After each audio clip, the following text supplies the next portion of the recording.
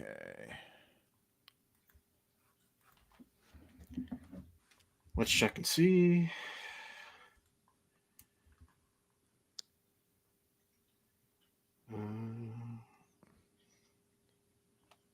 It's Yep. working. Yeah. It's live. Okay, cool. Hey, what's up, everybody? Josh here. Welcome to the R-Rated Show. And as promised tonight, doing a live stream to talk about Judas Priest, 50 years of metal. I'm sure everybody is, probably heard of Judas Priest at this point, unless you're, I don't know, like still a preteen or something. Maybe you haven't, but You'd be surprised, man.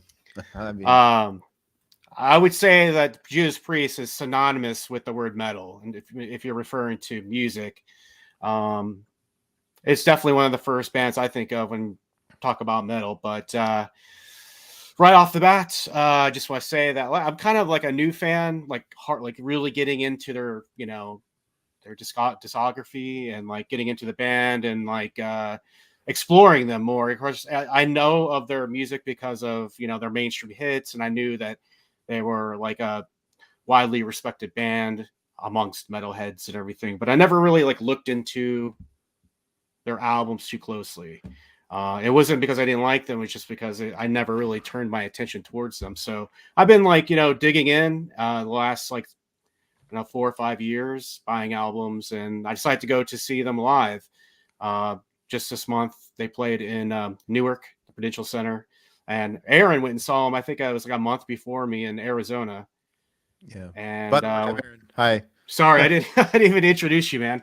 Yeah, this is Aaron from the Revival House Network, and he and I have like collaborated a whole bunch on horror movie stuff, back and forth on each other's channels. We've been doing that for, geez, I don't know, six, Quite a 7 years. I should have put that as my ticker, the Revival House, to promote. But yeah, I'm just Aaron, plainly here. But no, you said something very key. Judas Priest is synonymous with metal, not just metal as a sound. They're synonymous with the image. They're Yeah, credited with creating the stereotypical archetype metal look, right?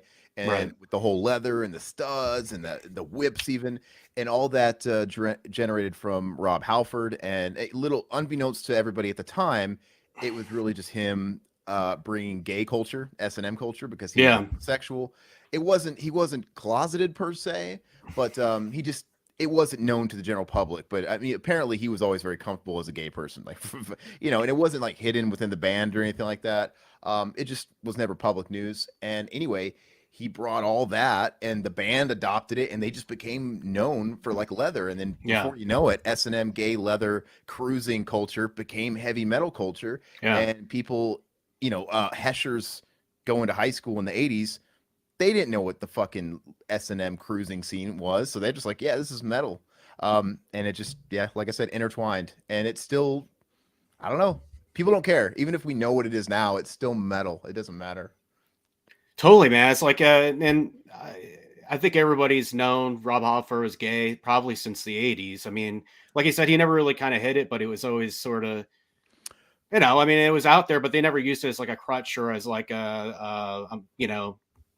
Yeah, something that they used, as part of their image in terms of like uh, um, politically in any sort of way or to champion the band. It was just part of like who he was, yeah. and it was very, that's, you see the show and it's all out there, and there's something about that juxtaposition that makes it even more kind of fucking bitching.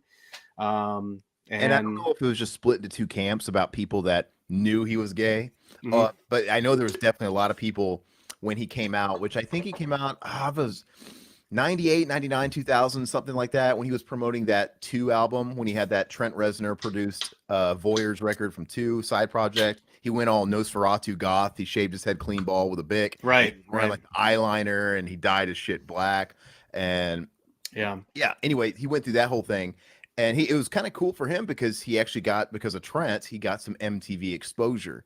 About almost a decade after it was cool for Judas Priest to be on MTV, so that was good for metal, even if it wasn't a metal record. But it seemed like there was a whole lot of people that were like, "How the fuck did I never know he was gay?" Because then you start looking at how obvious it was in all the lyrics, and Rob Halford has even come out and said this. He's like, it's in the yeah, lyrics, man.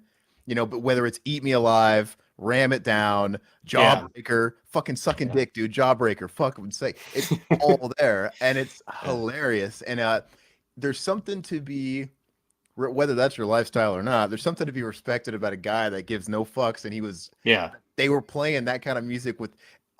It's clever and also on the note. It's not really clever too. It's so on the note. It's so on the nose that it flies over your head. Hmm. But it's like once you know that he's gay and that was his lifestyle, it's like wow, jawbreaker, fucking all this shit. It's like really? Oh, yeah, of course. But yeah, like I said, it's pretty funny that he was putting those sort of lyrics out there, and they could all be construed and taken as just being metal lyrics because it's you could double entendre it a bit, right? Eat me alive. If you're not really thinking about, if you're not really reading the lyrics, that just sounds like a Cannibal Corpse song or something like cannibalism, right? It doesn't. Jawbreaker. It just sounds fucking hard. I mean, you know, no one was listening to the fucking lyrics, man. Clearly, but Point of Entry, for fuck's sake, Point of Entry, the whole fucking album. What the fuck is Yeah. that? Yeah, exactly. Um, yeah, so it's just on and on and on and on. Yeah, exactly. But the fact that the thing is that Judas Priest, and they've always been like this, but they're undeniable. They're just so good. Like, you know, with 50 years they've been doing it, and it's like they've perfected their craft. So I can't really speak to shows, you know, maybe in the early 80s or whatever, but they're just so fucking good that it doesn't matter. I mean, it's whatever. The songs could be really about anything, you know, and Mhm. they would still destroy because they come It- you know, on the wings of this like amazingly crafted heavy metal, you know. it doesn't matter what the lyrics are about because nobody should be taking lyrics from a band like Judas Priest that seriously anyway. Exactly. Because Yeah. if it wasn't about homosexuality on the undertones, it even if you take it literally, you're singing about jawbreakers and shit like an eat Mhm. me alive. It's what does it even mean anyway? Or you could be listening to Iron Maiden was singing about cowboys and Indians, and you have bands like Anthrax that just wrote tons and tons of lyrics based on Stephen King novels. Like Yeah. none of it's like poetic or whatever. I mean, some bands went that route where they became more thinking man's metal and introspective lyrics and stuff, but not a lot of it's like Dio. You're gonna get all how is thinking about dragons and shit is I don't know. Who cares? It's just if you Right. like the tunes, if it sounds cool, it's all good. But I think right off the top, you should also bring up that master of their crafts, 50 years. So the Priest that we saw on this current tour, it's not the full lineup, right? It's they've gone through some changes. Mhm. I'm lucky enough to have seen them with the complete lineup. Their drummer situation has always been changing. Scott Travis, the guy who drums for him now, he's been with him since Painkiller, so he's pretty much respected and appreciated as a full-fledged Priest guy. He's been around long enough, and he was on their last classic record because when you talk about classic Priest, it pretty much goes. I wouldn't even say Rock'n'Rolla. That's their first album. That's very bluesy. They weren't really them yet. Like if you look at footage on YouTube from like the old gray whistle test and stuff like that, Rock'n'Rolla, they look like hippies. They were wearing Mhm. like fucking weird ass like Yeah. fedoras and big feathers and caps, and Rob Halford had long hair and they like fluffy shirts, and it was not that didn't really happen until like getting into Sad Wings of Destiny, Sin After Sin. Mhm. Rock'n'Rolla's a little, but talking about Sin After Sin, Sad Wings of Destiny, all that shit, Hellbent from Leather, blah blah blah, all that stuff, all the way up to Painkiller. That's Priest, right? Right. And then you get, like I said, and it was Hellbent for Leather, where it's like really in your face, like we're going full leather, and that's when it really hit. I mean, it's on the album cover, it's in the imagery. Yeah. They had the title track where he was coming out on the fucking Harley every night, and he still does to this day. Which, by the way, in other regions is called Killing Machine. It's not even called Hellbent for Leather. In other parts of the world besides, I don't know why that might have been a PMRC thing. I don't know why they had to change the album title from Killing Machine to Hellbent for Leather here, but something like that, I'm sure. Tipper Gore, I'm sure, is to blame somewhere. Yeah. Right.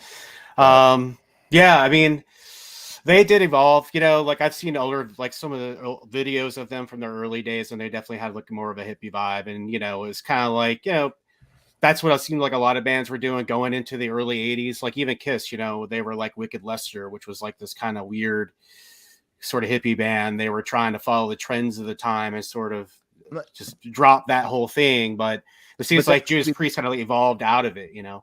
Yeah, but that's going to be the case for all those proto heavy bands because they've been around so long to where Judas Priest wasn't influenced by a whole lot of metal. They were influenced by Chuck Berry and fucking. So just same thing with Black Sabbath too. I mean, Judas Priest, Rob Halford said a million times, the greatest band for him is Black Sabbath. That was his main inspiration. They both came from Birmingham, you know, just a working class town, the kind of town where you were born to live and die and retire working in factories. So the fact that, you know, Black Sabbath made it out of that town, and it is funny how the two probably most important metal bands came from the same small town in England. But anyway, Black Sabbath was the same way. It's like Ozzy Osbourne was mainly influenced by the Beatles, right? It's like, you know, there was no metal before him, and before they were Black Sabbath, they were known as Earth, and they were a blues rock band, right? And even that first Black Sabbath record, everybody thinks about the debut song Black Sabbath, which is the opening track on the self-titled record, and it's total doom metal. But doom metal wasn't a thing at the time. You know, it starts off with that dun, dun, dun, it's almost like a seance and shit like that. But they didn't know they were like playing with a soon-to-be genre. It was like, hey, this is just how we're going to open the record. But the rest of the album is blues rock. It's heavy blues. It was all recorded. I think the whole thing was recorded in a fucking day in a single session, and it's all live in a jam room. It's all impromptu. A lot of it's just jamming. And the only thing that's not live is Tony Iommi overdubbed and played a couple of solos over his impromptu solos, because that was Tony Iommi's style, where he would play two different guitar solos at the same time that didn't go together, and it created this weird fucking effect. But yeah, I mean, they were still blues because it was all proto, so it's natural for Priest to have done the same thing, and because they were all kind of building this thing as they went. But anyway. Yeah, for sure, man. And you know, I really didn't know what to expect going into the show. And honestly, like, you know, like I said, I've been kind of like jumping from album to album. I would say my first album that I bought, that I really looked at and got into, was British Steel. And that album sold me on them. People. Yeah. It sold me on them. You know, I was like, I'm going to fucking love this band. I could tell, you know, like not just the hits. I'm talking about like, you know, they're I don't like to do what do you call them, like best hits albums and shit like that. Like I want to go through the journey of an album. You know, like I want to see what they put together as a creative endeavor per album. So I really enjoyed British Steel a lot. That was great. I was hoping they were gonna do The Rage, man. I really wanted to hear him play that song because it's like one of my favorite songs on the album. But unfortunately it didn't make the set list. But then I went over to Sad Wings of Destiny, and that album really got its hooks in me, man. It was like a really deep, introspective. So I'm not going in an album through albums like chronologically or anything. I'm just kind of jumping around. Yeah, I'm just jumping around, kind of, you know, just visiting whatever they were doing, you know, whatever album I come across and order online and shows up at my door, kind of thing. But Sad Wings of Destiny fucking destroys. I love that album. Did they play The Ripper at this concert? I can't remember, because that's from Sad Wings, and that's kind of and even that, it's like 70s Priest is very different than 80s Priest. Like they had eras, and that's what's so cool about them. Because not when you experiment, and I mean, honestly, let's be honest, Judas Priest trend hopped. They did. They were guilty of going along with certain movements and stuff like that to stay relevant or get even more popular. But you know what? They usually did it pretty well.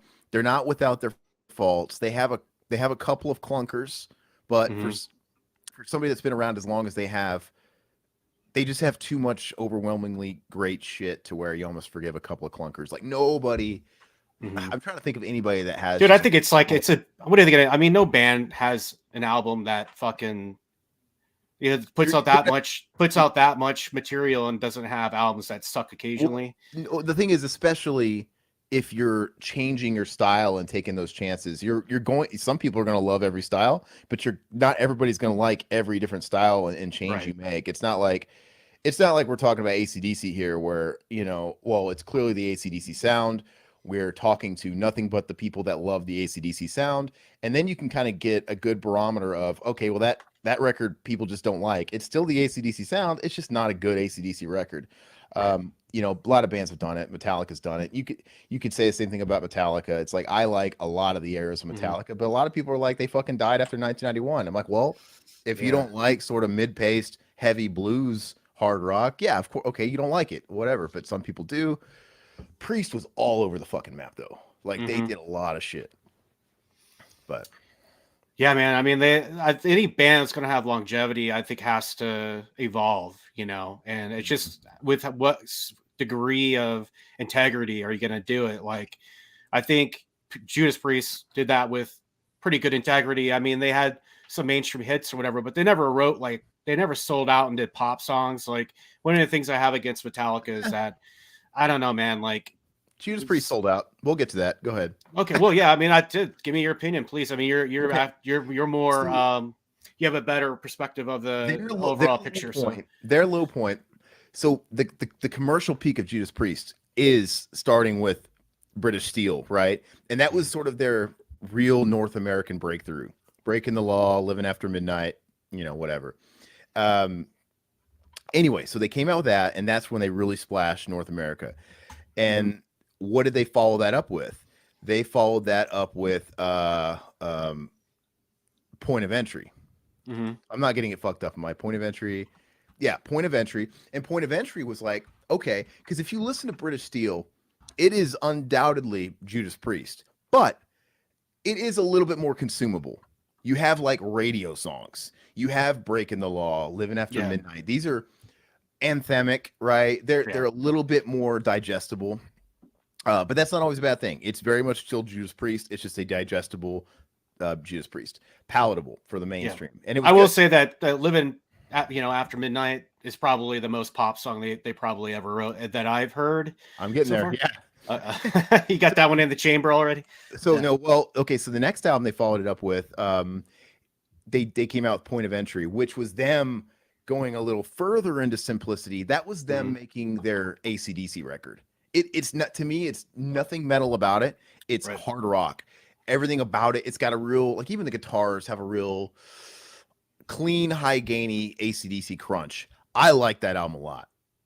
Not everybody does. So there's some people that might consider that a dip, but it is. Listen Which to album are you talking about? Which one? Point of Entry. Point of Entry. Okay. Yeah, after so they went a little bit more into a commercial direction, but it's still Priest to me. But it's very much like they're trying to be AC/DC, and it all aligns right. AC/DC was riding high off Back in Black, so it makes sense that they would have put out a record a year after that or so, where it literally is fucking. Let's see, find it. Point of Entry. Where here it is, up top right. Point of Entry. Top right. Go click on it. Top right. There you go. Right there. My Turbo. Point of it. Yeah. Okay. And by the way, that's not the original cover. The original cover was universally hated, but it's a little it's nostalgic for me. It literally showed like a desert plain, which is a track on the album Desert Plains. It just showed like a desert plain. And then there was like, it looked like a road, but it was just a big pulled out strand of like old school fax printer paper that had little tear off things on the sides. Right. It was very 80s. It didn't make any sense at all. And so they've recently, in the past fucking 15 years, changed it to that, which you see there. And I personally wish they would just keep the original and like own it. It was a weird cover. Like, look at the original cover. Will you Google it? Yeah, I'm looking for it. Oh, That's the original, right? And if you, I mean, you don't necessarily have to zoom in on it, but that's like printer paper from the 80s, right? Yeah, it is totally. That's yeah, all it is, and it's on.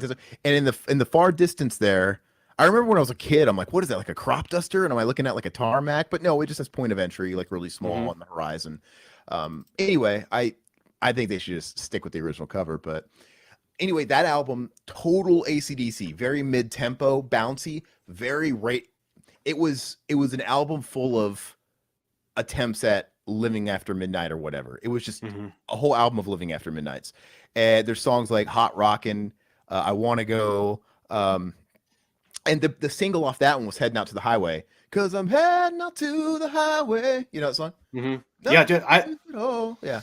this album I haven't made it to yet. So yeah, I mean, I'll have to give it a spin because It's a you guilty know, pleasure. I do yeah. like it.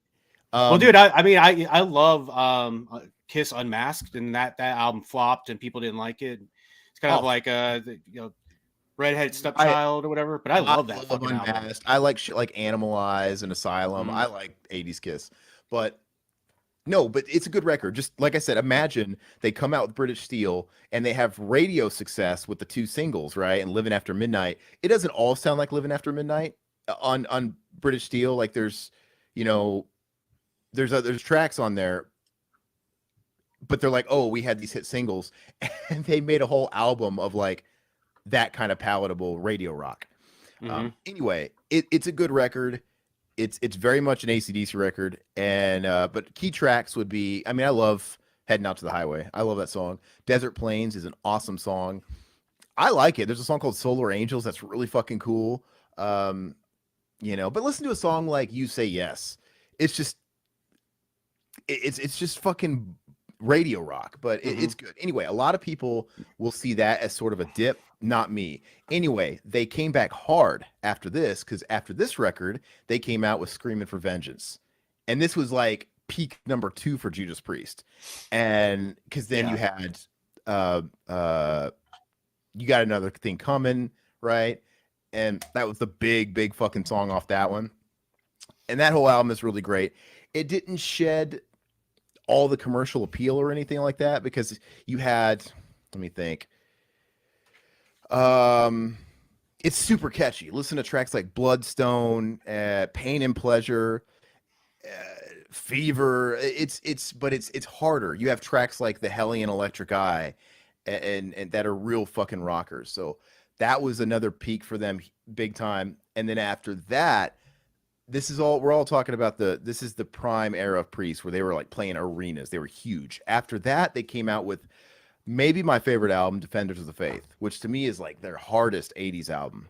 It's just, if you like bands like Accept and shit like that, this is like hard 80s metal, where it's still real catchy, but dude, it's fast, it's upbeat. We're talking about Free Will Burning. They played a couple tracks, right? They played the Sentinel, Free Will Burning on this tour. If I'm not mistaken, I believe that's what they played. Dude, those fucking tracks are really hard.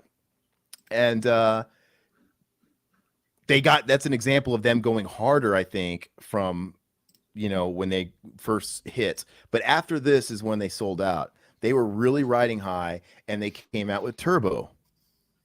And obviously the lead track off Turbo was Turbo Lover. And I'm sorry, man. In my opinion, Turbo Lover and there's a track called Out in the Cold. There's a song called Parental Guidance on there. These are pop songs. they're fucking pop, and they started riding a wave. They felt like they were already popular, but we were on the rise of these fucking bands that were really big in the mid 80s, man, this cock rock. And that is their butt rock album. Listen to, if you listen to Out in the Cold, the intro sounds like 1984 Van Halen. It sounds like you're listening it sounds like you're listening to I'll Wait. It literally sounds like I'll Wait. And, this was their first sign of trend hopping. They went from creating a sound to kind of following the masses. Like I said, Out in the Cold sounds like Van Halen, I'll Wait. Parental Guidance sounds like fucking 80s butt rock. It's a pop song. It's just, and it's weird because they're trying to like write a rebellious teenager song, no parental guidance, sneaking out on the weekends, smoking in the boys' room bullshit. It's like, what is this? And Turbo Lover is catchy and everything, but I don't know. That whole album is a butt rock album. And to me, it is a pop rock. Okay, not pop in the sense of fucking New Edition, but it's Bon Jovi pop, which Bon Jovi is a pop band, in my opinion. That's a serious accusation, my friend. Listen to it. And fun fact about Turbo is they were what the fuck was it? They were approached to write the theme to Top Gun, and I think they declined. and they had a track. God, I don't know why I'm forgetting the track. I'm gonna look it up. Um, anyway, they declined, and it went to Kenny Loggins, "Highway to the Danger Zone." Right. So that's how popular they were, and how big this kind of rock was in the '80s. I mean, there was a time when rock was the number one genre, and they were almost the fucking theme to a Top Gun, which is pretty interesting. That's pretty wild, man. I didn't know that. Yeah, I'm gonna look it up just because I'm fucking.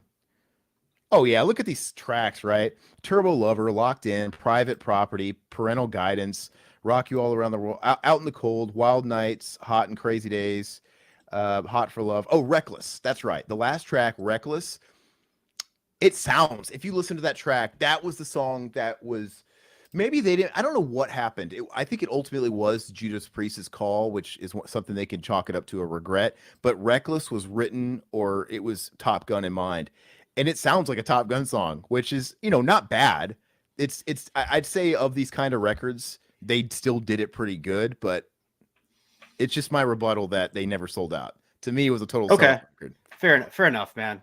I Yeah. just think of like other bands that I've for all intents and purposes, I think Kiss is like a perfect example of like, selling out, like pretty much like, they went the whole like grunge route, in the 90s. It was such a 90-degree turn, from like what they were doing. And it was just such an obvious ploy to like, sell out to what was popular at the time. And I never really got that vibe from Priest, but maybe, I haven't So hit let that me pocket of music yet. So Yeah, so that was their point. Like I said, I could argue point of entry was them doing that too, but like I said, they were still priests. But it's like, okay, you guys are making an album full of AC/DC radio rock, fine, mhm. but they still didn't lose their identity. But then it's like Turbo. It's like, all right, you guys are really chasing it now.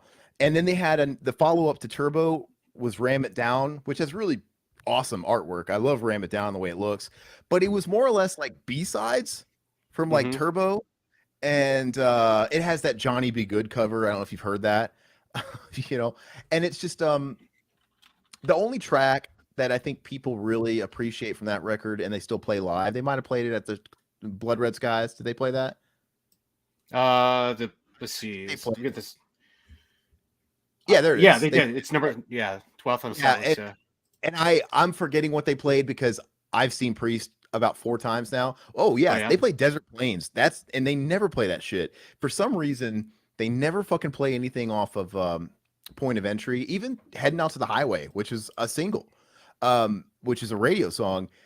So it was really cool that they played Desert Plains. But anyway, so Ram It Down was a little bit more the same, plus some like B-side shit. So it's kind of just a weak album.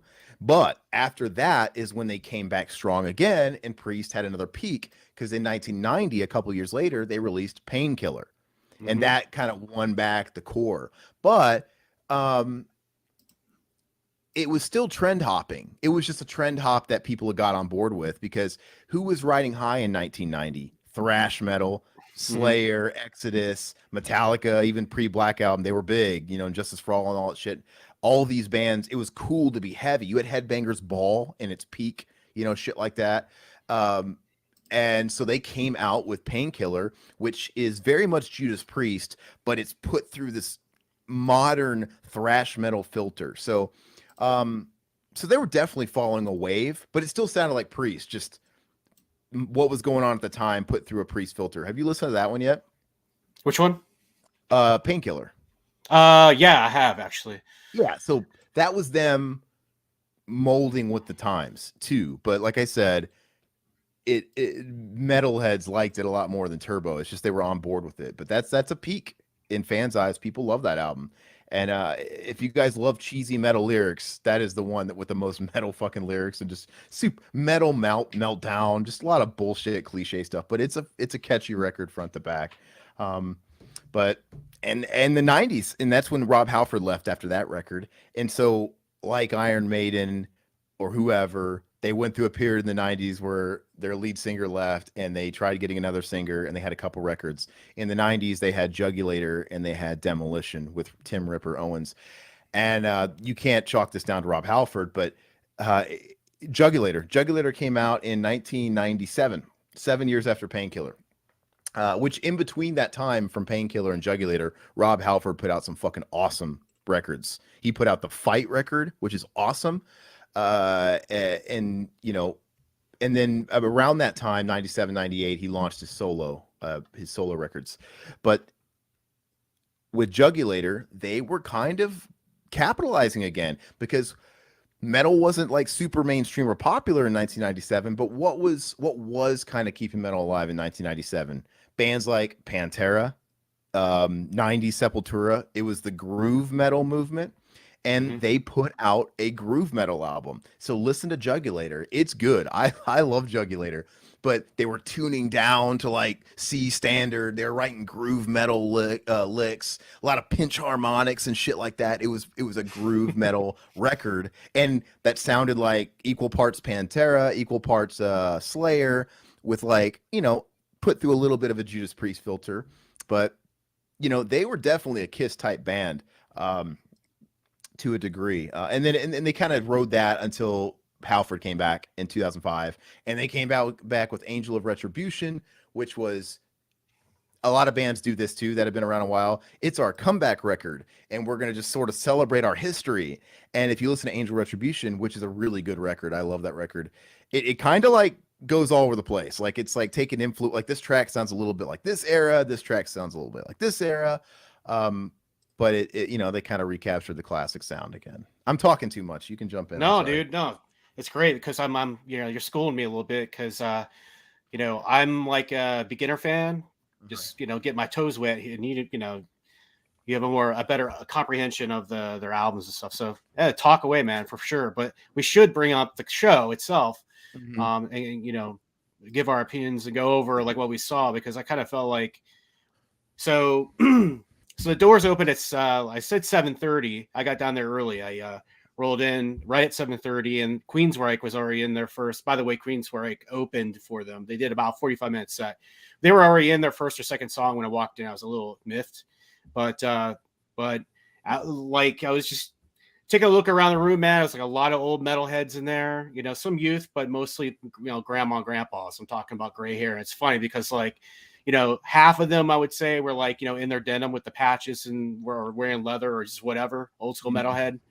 They kept the faith all these years, and then there was like that demographic of dudes that like sold out and like, you know, have some corporate gigs, so they're like wearing a polo and khakis and shit. But they're there, man. And they're there in spirit, you know. They're there to see Priest, so that was pretty cool. But so Queensryche was playing, and they were tight, man. They had a really good set, and I enjoyed it. But the energy was just not there at all for those guys. Like, you know, they're supposed to warm up the crowd. I really felt like, you know, they gave a good show, but people were just kind of like checked out. I felt like they were just like waiting for Priest to play. And I was like, kind of, there's your dog. What's your dog's name? That's Ozzy. 80s metal. Sorry, my girlfriend's coming to get the charger. I left it in here for Hey, how's it going? She can't hear you. It says hi. I'd never seen your girlfriend before. It's crazy. Okay, so anyway, yeah. So I was thinking to myself, like, like, is this gonna be like, is this an arena show? Like, what's going on? The place was already like 3/4 filled, so I was like, just getting settled in my seat, and they were playing, and it was like, man, there's no energy at all. There were a couple of dudes that were standing up, maybe kind of like, you know, rocking a little bit, but like mostly everybody was just kind of sitting down, sipping a beer. And it was just like no energy at all. I was kind of bummed. And so I don't know, was that similar to what you experienced or? For sure. So I'll walk you through mine. So I got there really early, and I remember I sent you guys pictures, and it was we were there like an hour early, just sitting down. So it was like really empty, and you're like, oh man, I hope the turnout, is it a bad turnout? Like, no, I just hadn't started yet. But yeah, no, it was pretty full when Queensryche hit the stage, but I have to say, so yeah, the energy was the same. Like the whole show, even Judas Priest, yeah, I got a bit louder, but to me, that's I go to a lot of shows, and I've seen a lot of quote unquote legacy bands, and to me, a sign of true success is lasting appeal. And Judas Priest are legends. I'm not taking that. They're one of my favorite bands of all time. Not taken away from them, but to compare them to another bands, they're not Metallica. Let me explain why. Yeah. Because so you look at Metallica, they've only gotten bigger in a way, because it's like they have over the course of 40 years, they have graduated even in their peak. It's like Mm-hmm. 90s Black Album, and then you had the 90s albums. They were playing sheds, which is the hip way of saying amphitheaters and arenas. They have now graduated to stadiums. They have now graduated to that upper echelon of U2, right? They're a U2 Mm-hmm. band, so they're that. And to where they have just only grown and they've evolved where that's the next level. It's like when you've been around that long, you can evolve to a stadium band.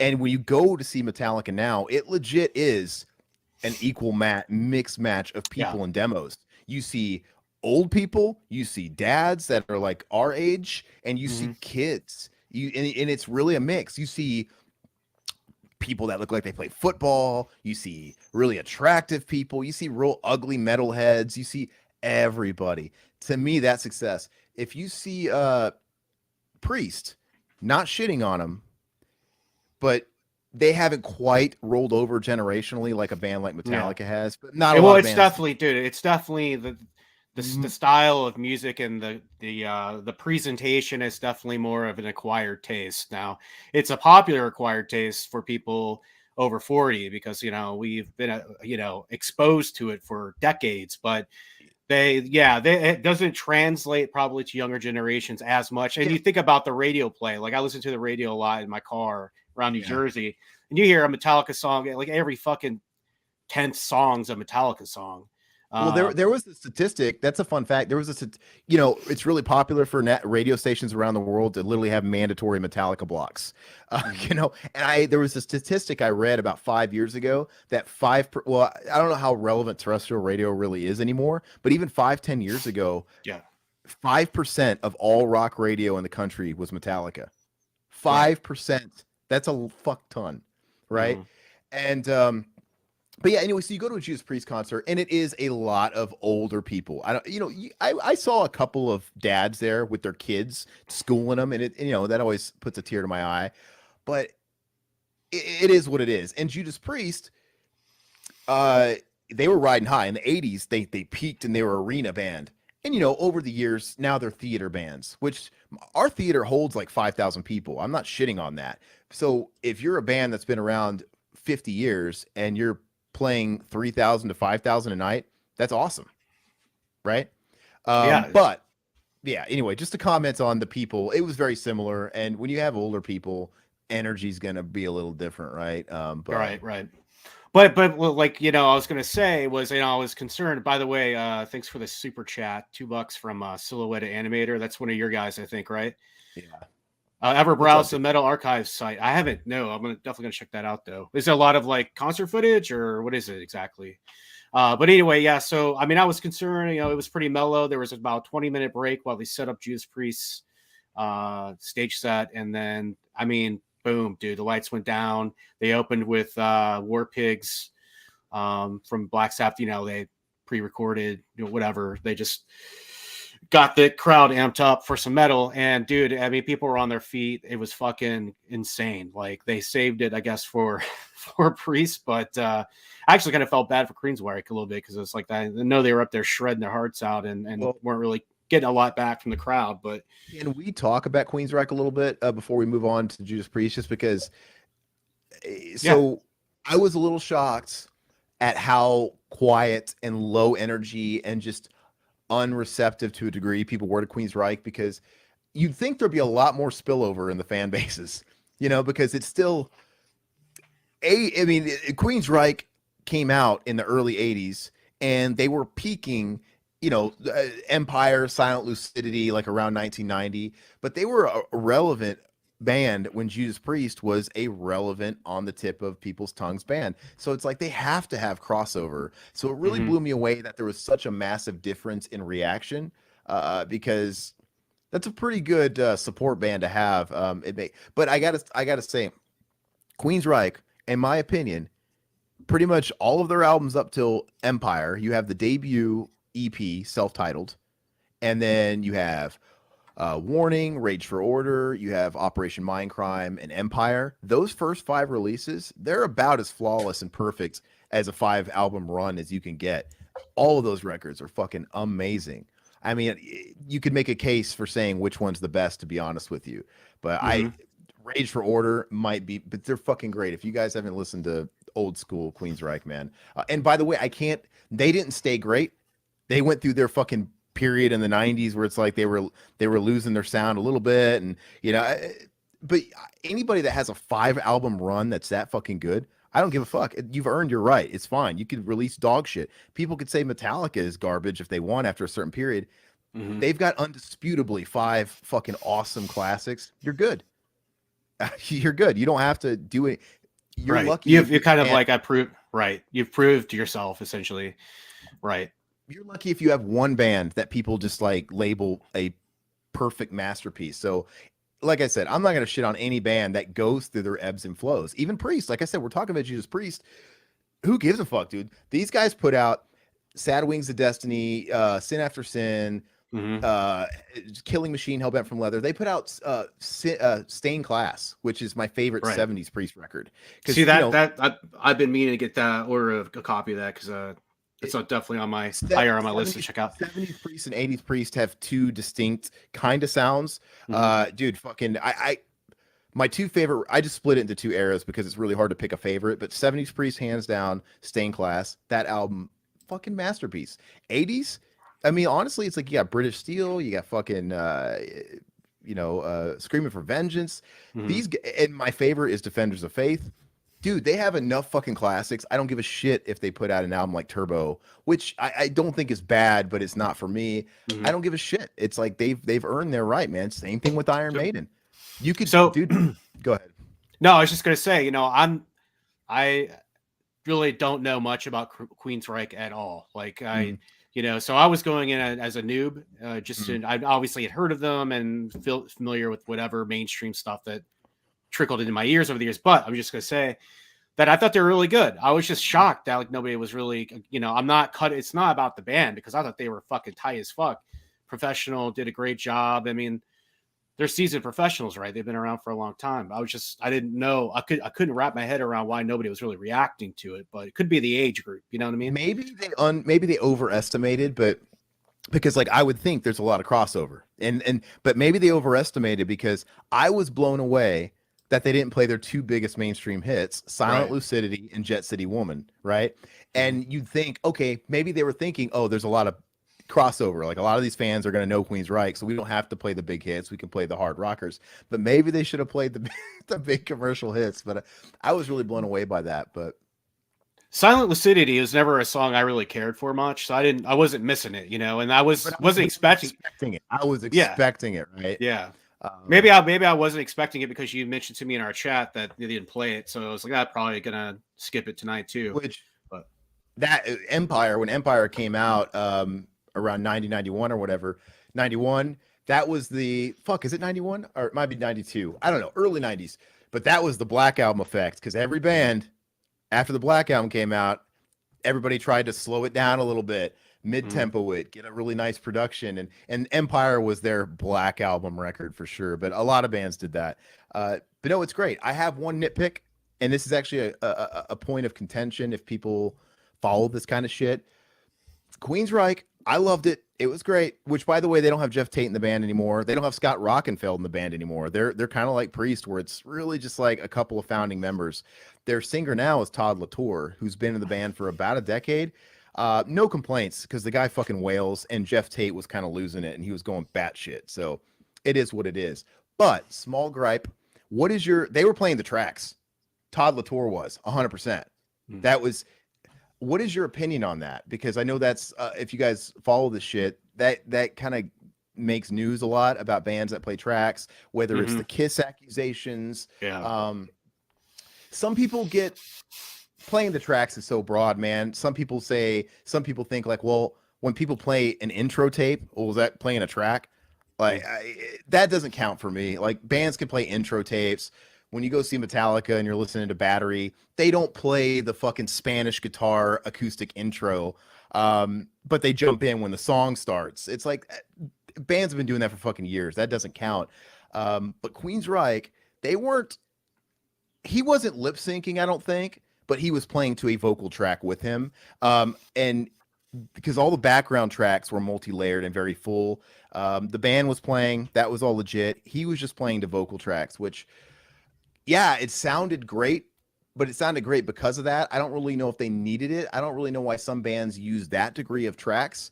But the real downside to tracks like that is it, for people that aren't really wise to it, it's like, oh man, that band sounded amazing. They sounded perfect. Right. Then you listen to a band that don't use tracks, that can't emulate what a record sounds like with all these multi-tracks and overdubs, and you might think less of that band, right? It's Mm-hmm. like, well, no, you're comparing it to somebody that's kind of cheating a little bit.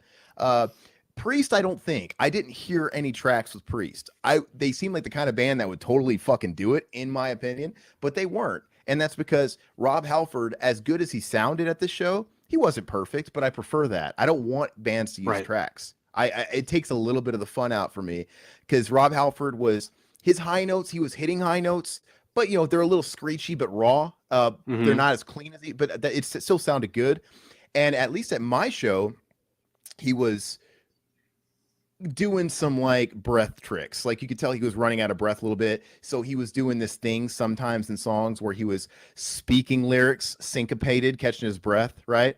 Mm-hmm. Kind Yeah. of talking some of the verse stuff. So he was doing enough like vocal tricks to get through it to where I know it's like he wasn't using tracks, which props. It worked for me. It's totally fine. Mm-hmm. But did you not notice that when you listen to Queensryche? Yeah, I did. I picked up on it a little bit. My opinion about it is it doesn't really bother me too much. But when it starts to become a really obvious crutch, like Uh-huh. I mean, I really enjoyed the 2 Kiss shows I went and saw over the last, I don't know, like 3 years or whatever. And it's more of like a Vegas show, But yeah, you could tell that, I mean, Paul Stanley, he's using tracks to cover himself on the vocals, and that kind of bugs me a little bit, because it's kind of, okay, if he admitted it, it'd be kind of a different thing, but because he kind of like pretends like it's not, that we don't know, he pretends like you're dumb. like You, yeah, like you don't have ears. like we don't know the difference, and he's in denial about it, and wants to cover it and wants everything to be perfect, and just be like, there's just certain songs he can't do. But that bugs me a little bit. It really does, because you're paying a lot of money for tickets to go see Smith. There's degrees to it. Like everybody uses. I swear to God, dude. Unless we're talking about intro tapes, Metallica doesn't use backing tracks. But let me tell you. So the mistake a lot of bands that do is they a lot of them record songs that they can't replicate totally faithful live, but you don't have to do it, because Metallica put out the Black Album, which is known from a lot of people to be one of the best sounding, if not the best sounding album ever production wise. It sounds amazing. And if you listen to those singles on the radio from the Black Album, there was just so many overdubs. Every track has like 6 guitars going on all over the place. It's double and triple track. The vocals, man, there's so much like harmonizing on the vocals and stuff. And they don't fucking do it. When you go see Metallica, you're going to hear a stripped down version of Nothing Else Matters, because they cannot replicate it of how much they have going on. See, I like that. I like to hear bands do what they can only do live. I actually do like hearing versions of songs that are like that, because it kind of gives you it gives you like a sense of the mechanics of the song, which you don't normally get in like a Nothing Else Matters, man. There's like the 2 main guitars. There's a whole like lead guitar line going on in the background that they just say fuck it. They don't even hire a 3rd guitar player. It's just like, we're just going to do it pretty stripped down, but it's still got the energy. James Hetfield has to sing it a different way, because he can't. That shit's layered. There's like a high part, a middle part, a lower part. He just sings like the middle part, and it's totally fine. It works. It's like whatever, So it is what it is. But anyway, so Queensryche was used, but there's bands like Motley Crue that, to my knowledge, they just use it for background vocals, which, like I said, does that offend you? Does it not offend you? Vince Neil clearly still sings. He needs tracks. That fucking guy sounds like dog shit. But when it comes to like the Kickstart My Heart, the whoa, yeah, kicks, the background vocals, you see Nikki Sixx singing this gang vocal that came from an album where it sounds like 20 people. Like, it's not, they're not even trying to hide it. Yeah. But Nikki Sixx straight up says it. We use tracks. We use background vocal tracks. And it's just like, well, then why are you even fucking miming it? It's so weird. I don't know if if they're doing it if they feel like it's a necessity to have those accents in there to fill out the show, the songs, certain songs that need it, I'm like, I don't care, it's fine, whatever. But if That's it's like, yeah. go ahead. That's kind of the level that Queensryche was at. It was kind of for the Yeah, background stuff, and right. it kind of sounded like whenever there was a background second harmonizing vocal under Todd Latour, it was tracked. So, like I said, it's not the most offensive thing in the world, but some people take it to a degree where it's straight up. Mm-hmm. They're lip syncing, like they're not. Yeah. And some people track. People talk about drum triggers. People don't like those. I'm forgiving of drum triggers. Those don't offend me. You know what a drum trigger is, right? No, tell me. Okay, so a drum trigger is it's almost like a digital kick drum. So they will hit, they're still playing, but when they hit their kick drum, it hits a trigger, a digital trigger where it makes the kick drum sound. And a lot of bands do this because it makes all the kick sounds totally this even. The problem is kick drums can drown out in a live mix. But Right. when you have triggers, it cuts through and it's all very. Gotcha. So you're still playing it, Right. but it's almost like you're playing like a keyboard kick. I don't know. It's just right. even those are real drum kick sounds. Like they program it, like they got a real drum kick sound and they load it up as their trigger. And so I don't get offended at triggers at all. Like that doesn't fucking bother me. It just makes it come out live. But that's like that just seems more to me like part of making a live show work versus like trying to cover something up, Yeah. And I don't get offended at bands like Van Halen that, like, when they play Jump, they're using a track for the keyboard. Why? Because Eddie has to play guitar too, right? Right. Yeah, I always wondered about that because I never saw Van Halen live. So yeah, and there was times like, I'm trying to think of a song. Like, okay, when they were playing with Sammy Hagar played guitar too. So when they would play How Do I Know When It's Love, okay, it's a pretty minimalistic guitar song, but it's heavy on keyboards. Eddie Van Halen would play the keyboards live, and Sammy Hagar would take the guitars. When they're playing with Dave can't fucking do anything but be Dave on stage, which is great. But they're playing Jump. Yeah, it's like they don't want to. They choose not to hire a keyboard player because they could do that too. They could hire a keyboard player that plays behind the curtains even off stage, but they play a track. I don't find that offensive, right? There's just certain things like it doesn't bother you, but I don't know. I think there's certain music fans out there that tend to be a little overboard with the whole purist aspects of things, and it's kind of like I just go to have a good time and enjoy myself, and if they've got dudes up there shredding fucking on fire, man, and the stage show is really, they have to bring the audio up to a certain level to keep up with what they're doing on stage. It doesn't bug me, I'm not caught up too much in those aspects unless I see it as to a degree. Like if you went to see Kiss and it was literally they were miming the guitars, their guitars weren't plugged in. Yeah. Like obviously that's what pop bands do. And I don't think I think some people don't give a shit because a lot of people that listen to a lot of pop or a lot of hip hoppers play the tracks. They rap and rhyme over tracks. Like a lot of them don't have live bands. So I think a lot of people it just depends where you come from. I don't know. But if Led Zeppelin was still around today, nobody wants to see Led Zeppelin playing the tracks. If they reformed tomorrow and did some shows, no, you want Led Zeppelin the way you remember it. You want it. Led Zeppelin was always sloppy. They were never a tight band.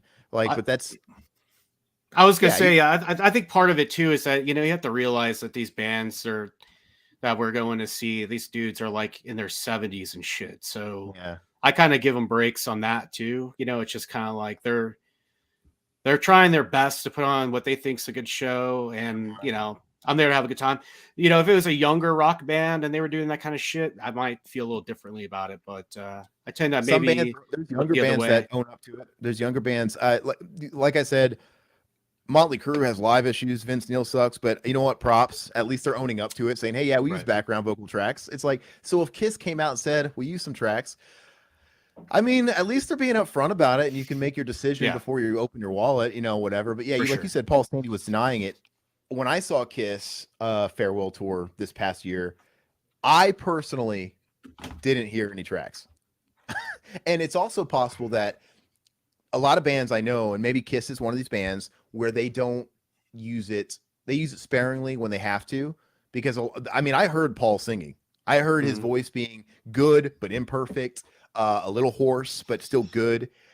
You know, it didn't sound like fucking tracks to me. So maybe there's a couple of songs here and there where it's like they pull it out and it's like, okay, I can't hit that note. I'm gonna trigger a track for those Yeah. notes, That's right? exactly what happens. Like, yeah, I don't think any of the songs are 100% tracked. I think there's, okay, these verses I can sing and I can't really do this part of the chorus. So there'll be a track that kicks in you know, I didn't really, the first time I saw them on that tour, like, I was pretty far back. So there's no way I was going to be able to tell Mhm. watching on the fucking monitors. But the second time I was a lot closer.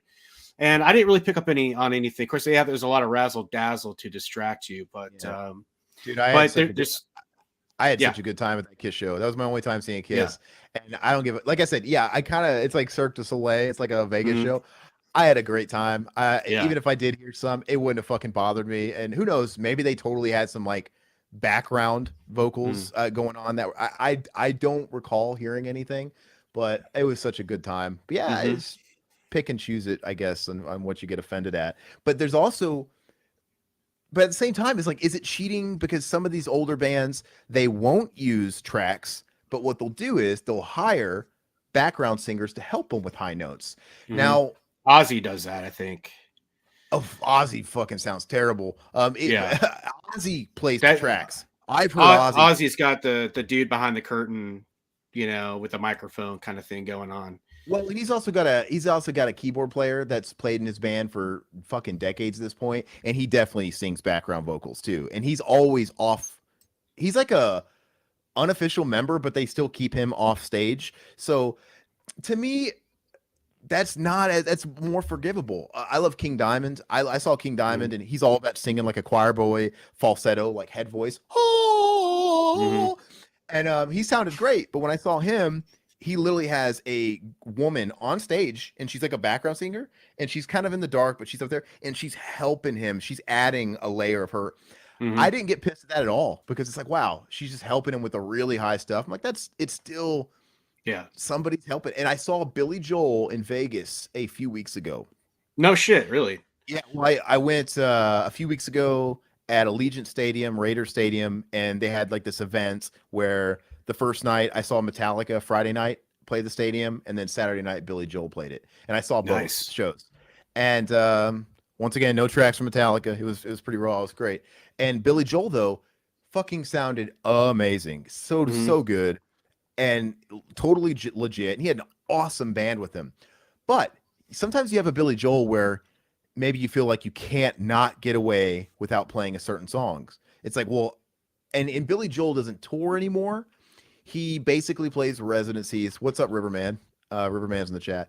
He plays residencies in Madison Square Garden, his hometown, his backyard. I mean, the guy hasn't put out a record since 1993, River of Dreams. So he hasn't had a record in fucking ages. Um, so he doesn't even tour anymore. He plays Madison Square Garden. He's played like 80 shows at this point there. But occasionally, someone will pay him big money to come and play a one-off show.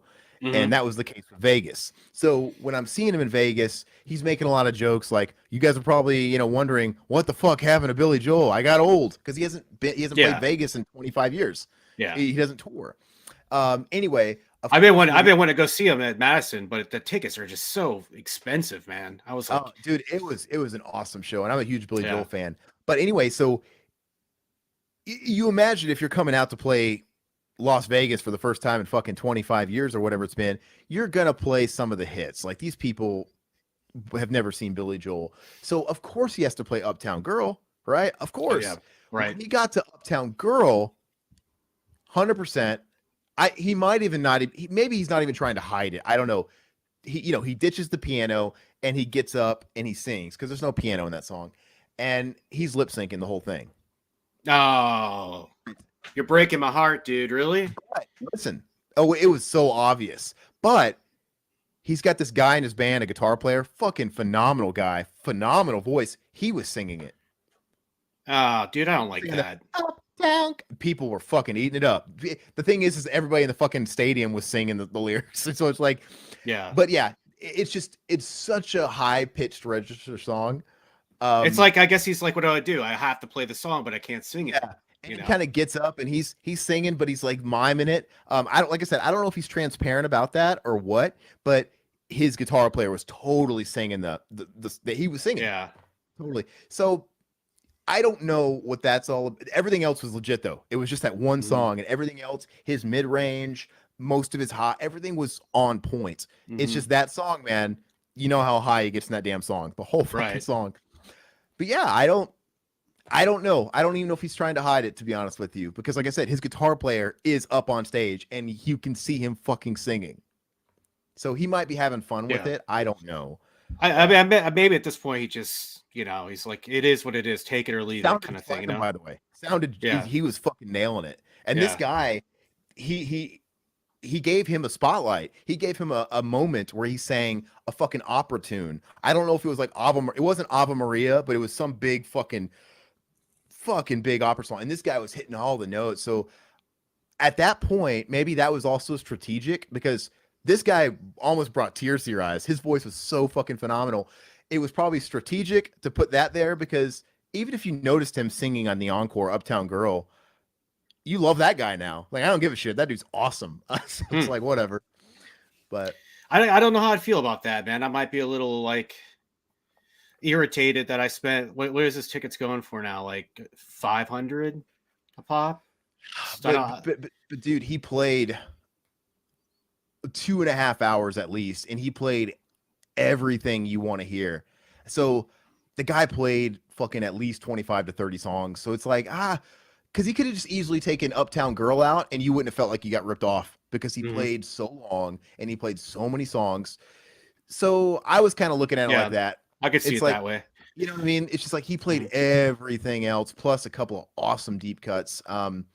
Yeah, I don't know. I wasn't offended about it too much. I think for a second I'm like, oh, but like I said, I know it was that guy singing who earned his respect to the audience, because he was fucking on fire all night. He's awesome. Like, you know what? Whatever.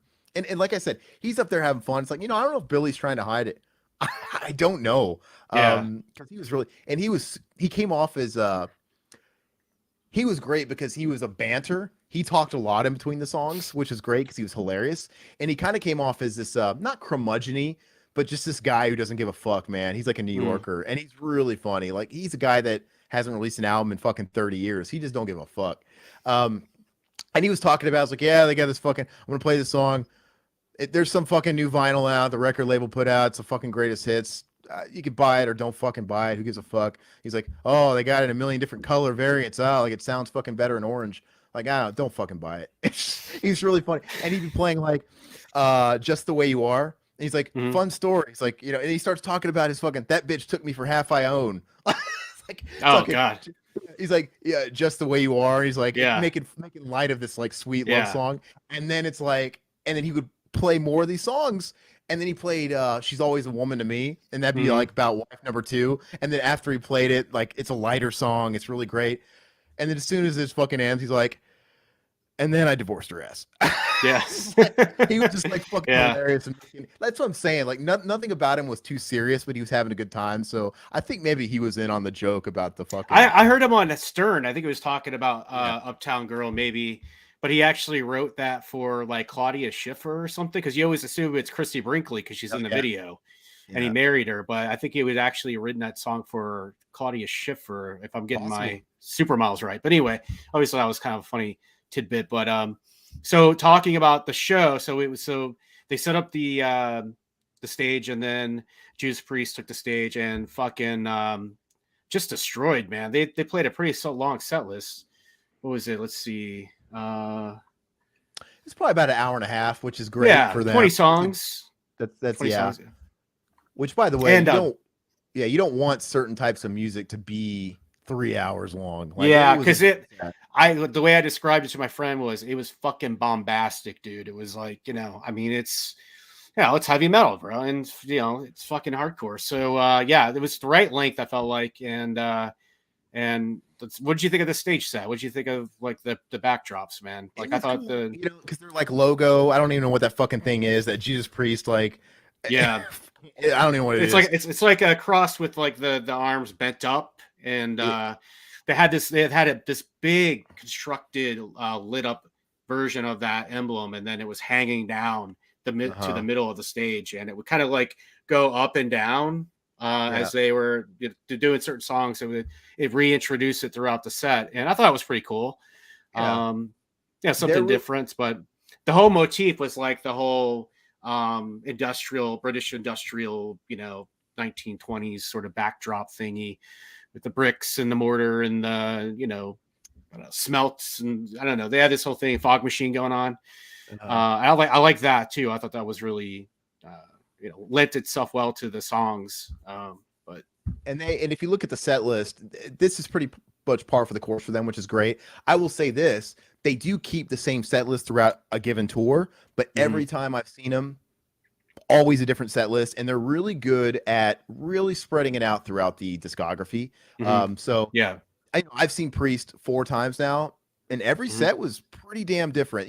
They're always gonna play You Got Another Thing Coming, Living After Midnight. Right. You knew they were gonna put all the hits in there and stuff. And they always bundle them towards the end. But like I said, you always get a lot of different shit. Like there's a lot of songs in the set list I've never heard.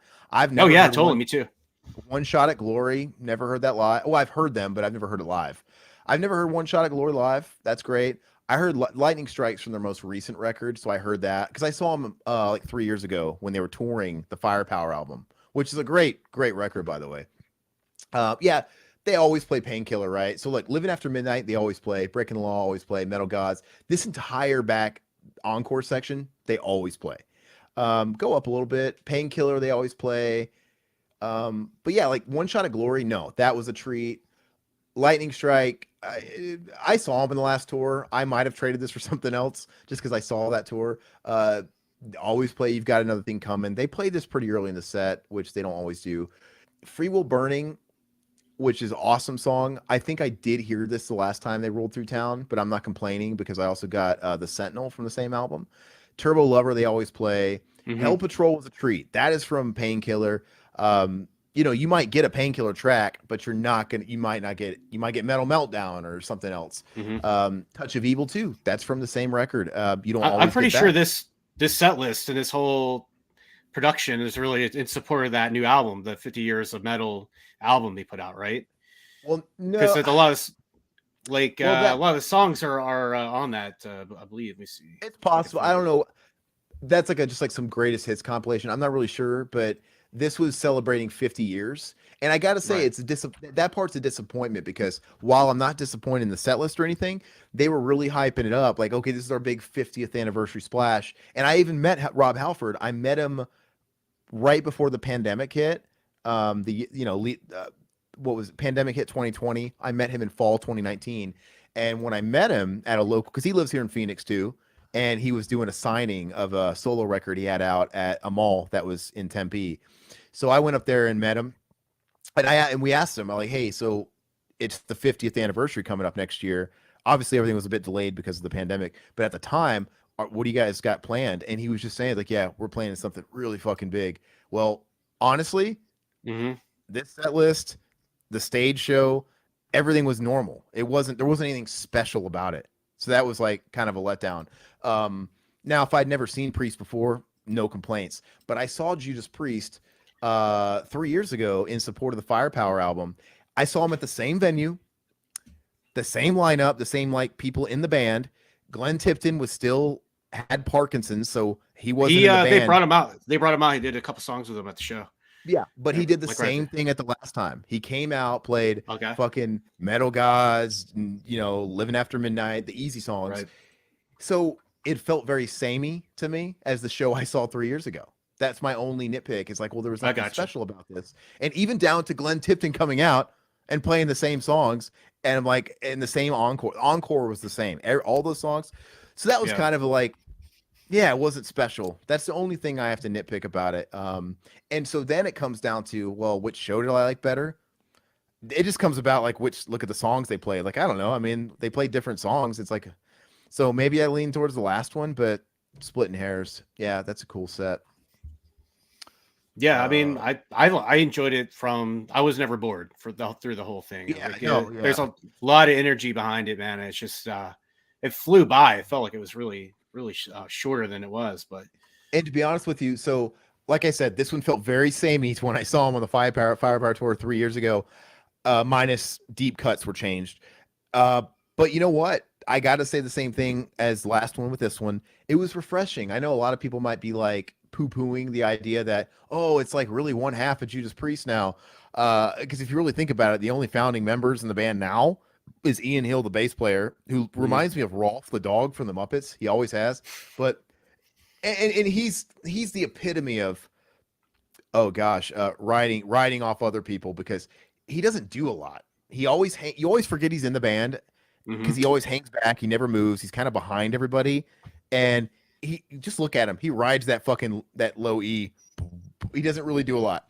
But anyway, he's not Steve Harris, where he's like fucking leading the whole band. But anyway, him and Rob Halford are the only founding members left in that band. KK Downing left 6, 7, 8 years ago, and he got replaced with Richie Faulkner, who's like young blood. And then now KK Downing's out of the band. Glenn Tipton's injured, or he's got Parkinson's, so he's in the band, but he's in spirit. He tours with them. right. But they replaced him with Andy Sneap, their producer, young blood. And Scott Travis, he's a member of Judas Priest, but like we already said, he's only been around since Painkiller, so he's not an OG technically. But still, when I saw him a few years ago and this time, I didn't mind, man, because I've seen him with the OG lineup, and having the young blood there just made him sound better. It really did. Yeah. And they were on fire. Because I saw him in the Nostradamus tour in 2008. KK Downing, who's not in the band anymore, was looking a little tired. A little tired. I don't know if his heart was really in it anymore. Same thing. So it's like whatever. Yeah, I mean, because I thought that, whatever lineup they have now, that they played super tight, man. It was like on point. The songs sounded really sharp, and I'm sure that helps Rob Halford in his ability to bring the fucking his best his A game on stage or whatever. And he was amazing. I like how he's like. He like goes behind the curtain. And he does like a fucking costume change in between like every 2 or 3 songs. Dude, my girlfriend mentioned that too. He's like, God, he changes more than like Britney Spears. I'm like, yeah, it's just part of the. He's like a very flamboyant rocker, man. Changes the outfits. That was the thing. Axl Rose does similar shit. I've seen Guns N' Roses a couple times since they were reunited. It's just it's the rock front man that doesn't exist anymore. It's like that's kind of dead now, but that's just what rock frontmen did. Freddie Mercury did the same shit back in the day. Yeah, he was all like sashaying around on stage, fucking jumping around. It's funny. I was showing my girlfriend pictures of Rob Halford, and she's like, "Why is he's wearing a mask on stage?" I'm like, "What are you talking about? He's not wearing a mask." I was like, "Wait, show me what you're talking about." And she goes, "Look, his face is all white." I'm like, "Babe, that's his fucking beard." He's like he's an old, he's 70-year-old man. Like he grew out his big bushy ass white beard. She goes, "Are you fucking serious?" I'm like, I think it's fucking metal as hell, dude. It's like, I love the fucking beard. I don't even know if you can call this a nitpick, because it's been like this for 20 fucking years at this point. But if you noticed, Rob Halford's always hunching down, looking at the teleprompter. Always. Oh, I didn't.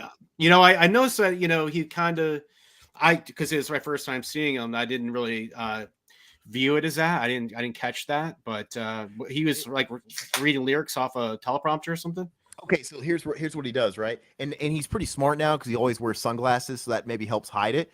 I've seen him once before, like in videos where he wasn't wearing sunglasses and he's literally squinting. But you're wearing sunglasses. He's always doing this. Like, oh, right. He's reading teleprompters. And, oh shit! I didn't know. Oh, dude, that's kind of, I understand it. Like, there's certain bands that are, Judas Priest is not one of them, because they keep the set list the same for the whole tour. But if the guy's got a bad memory, he's got a bad memory. I don't know what to say. But there's certain bands that literally change the set list up every night, which I can imagine is probably a clusterfuck. And it's really hard to do because you're always like running through them every day, a new fucking set list, new songs you're adding. So I've seen bands where they're stopping at this show and they're like, okay, hey, let's throw in this fucking deep cut. We haven't played that in 30 years. they might bring a teleprompter out just in case for a song like that. That's totally a fucking crazy one off. I totally understand that. Like I'm not fucking dogging that. Like if they need it just as a backup, for a weird thing like that. But dude, Rob Halford literally reads off a teleprompter for Living After Midnight, for fuck's sake. That's kind of fucked up, man. Like how many, like 50, how I don't know, That's what I'm 40 years saying, to sing like, that song or something. he literally needs he fucking reads off a teleprompter for Breaking the Law. There's fucking 3 words in Breaking the Law, man. You know, and Yeah. I'm kind of bullying him a little bit. Obviously, there's more than that, but no, Dude, he I does. can't criticize somebody who's got memory issues because I'm fucking horrible with that shit. But Oh, especially he's a fucking old man. I mean, he, I gotta he's give been him. doing it for 20 years. But yeah, like I Oh, said, really? maybe he's just got an issue. Oh, dude, he's always been like for the longest time ever. He reads off Mhm. teleprompters, so maybe he's got like cognitive. Maybe he's got some issues. So I'm not going to knock him Yeah. that much, but you I mean, know, he he was never tried. like he was never like a drug guy or anything, was he? Because I never heard anything about He him. had a history of like booze back in the day, but no, it wasn't like something that was ever like crazy in the media. You know, he Mhm. probably drank like everybody else, but he wasn't a drug guy that I'm aware of. Um, dude, I don't know. I don't want to speak too much. I think a lot of people could easily say, "Well, dude, that's fucking being lazy. Fucking rehearse your shit." Or maybe he's got a problem. I don't fucking know. But he's been doing it for at least 20 years, and it does look a little weak. But like I said, he wears shades. He tries to hide it. Whatever. Mhm. I expect it, so it doesn't bother me that much. But going back Yeah, to I didn't. no, go ahead. How far? Where were your seats at? Where'd you sit? Like, were you obviously in some kind of arena? I'm guessing. So, were you like in seats up high, out in the back, or where were you? So Judas Priest, at least to my knowledge, they go on theater tours. So when I see shows in a theater, I actually like to be kind of up because Yeah. theaters they're not like a basketball arena or a football stadium where they're not designed for sound. Theaters are made for performance. So the way they are, they're like they're double decker and triple decker. So it's like everybody's really got a great view of the stage and sound rises. So I usually like to be. I was sitting in the second tier right at the front. So to me, that I always like to be somewhere like that for a theater show because it Hmm. sounds great. You see everything perfectly. I love theater shows, man. I kind of wish every band could just play 3 to 5,000 cap theaters because they just always Right. sound fucking awesome and they look great. Um, but yeah, whereas you're gonna see Rolling Stones in a stadium like I had, and you might be in the nosebleeds, and you're fucking looking at ants all the way at the end. And Right. Right. I've seen Guns N' Roses at a stadium, and I've seen them in an arena. And when I saw them in a stadium, I was in nosebleeds. I was in about at the highest you could be in the back, as Yeah. farthest back as you could be. And the thing is about a stadium that's not built for sound. When you're playing a fast song, when they were playing Mhm. "Don't Cry" or whatever, sounds fine, sounds great.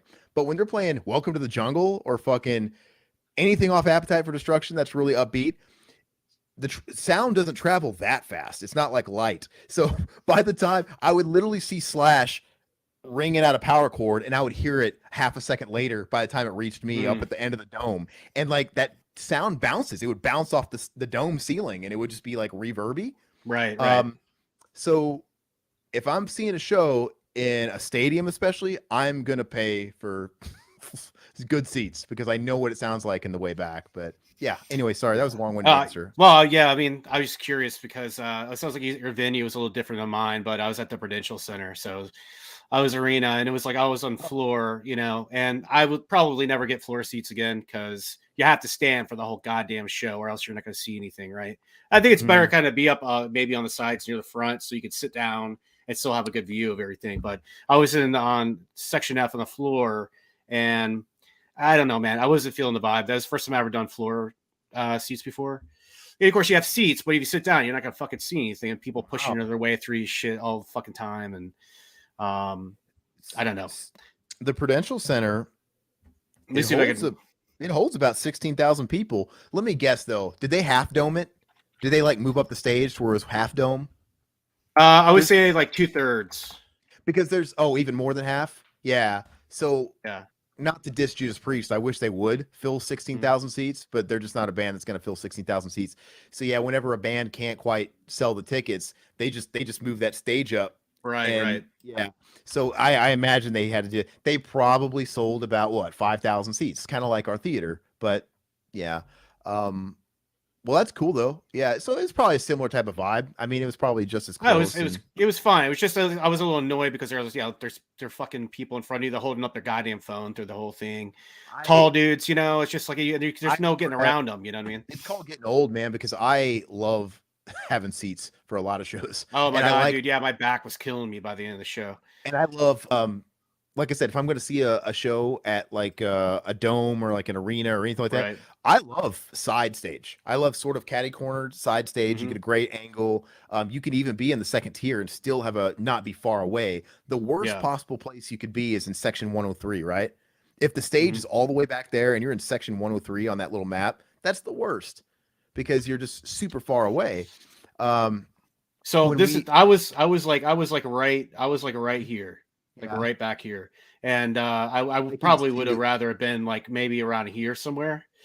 So like yeah, I had all this to like look through in order to see it's not as far as you'd think it. The stage felt relatively close. The soundboard was right here.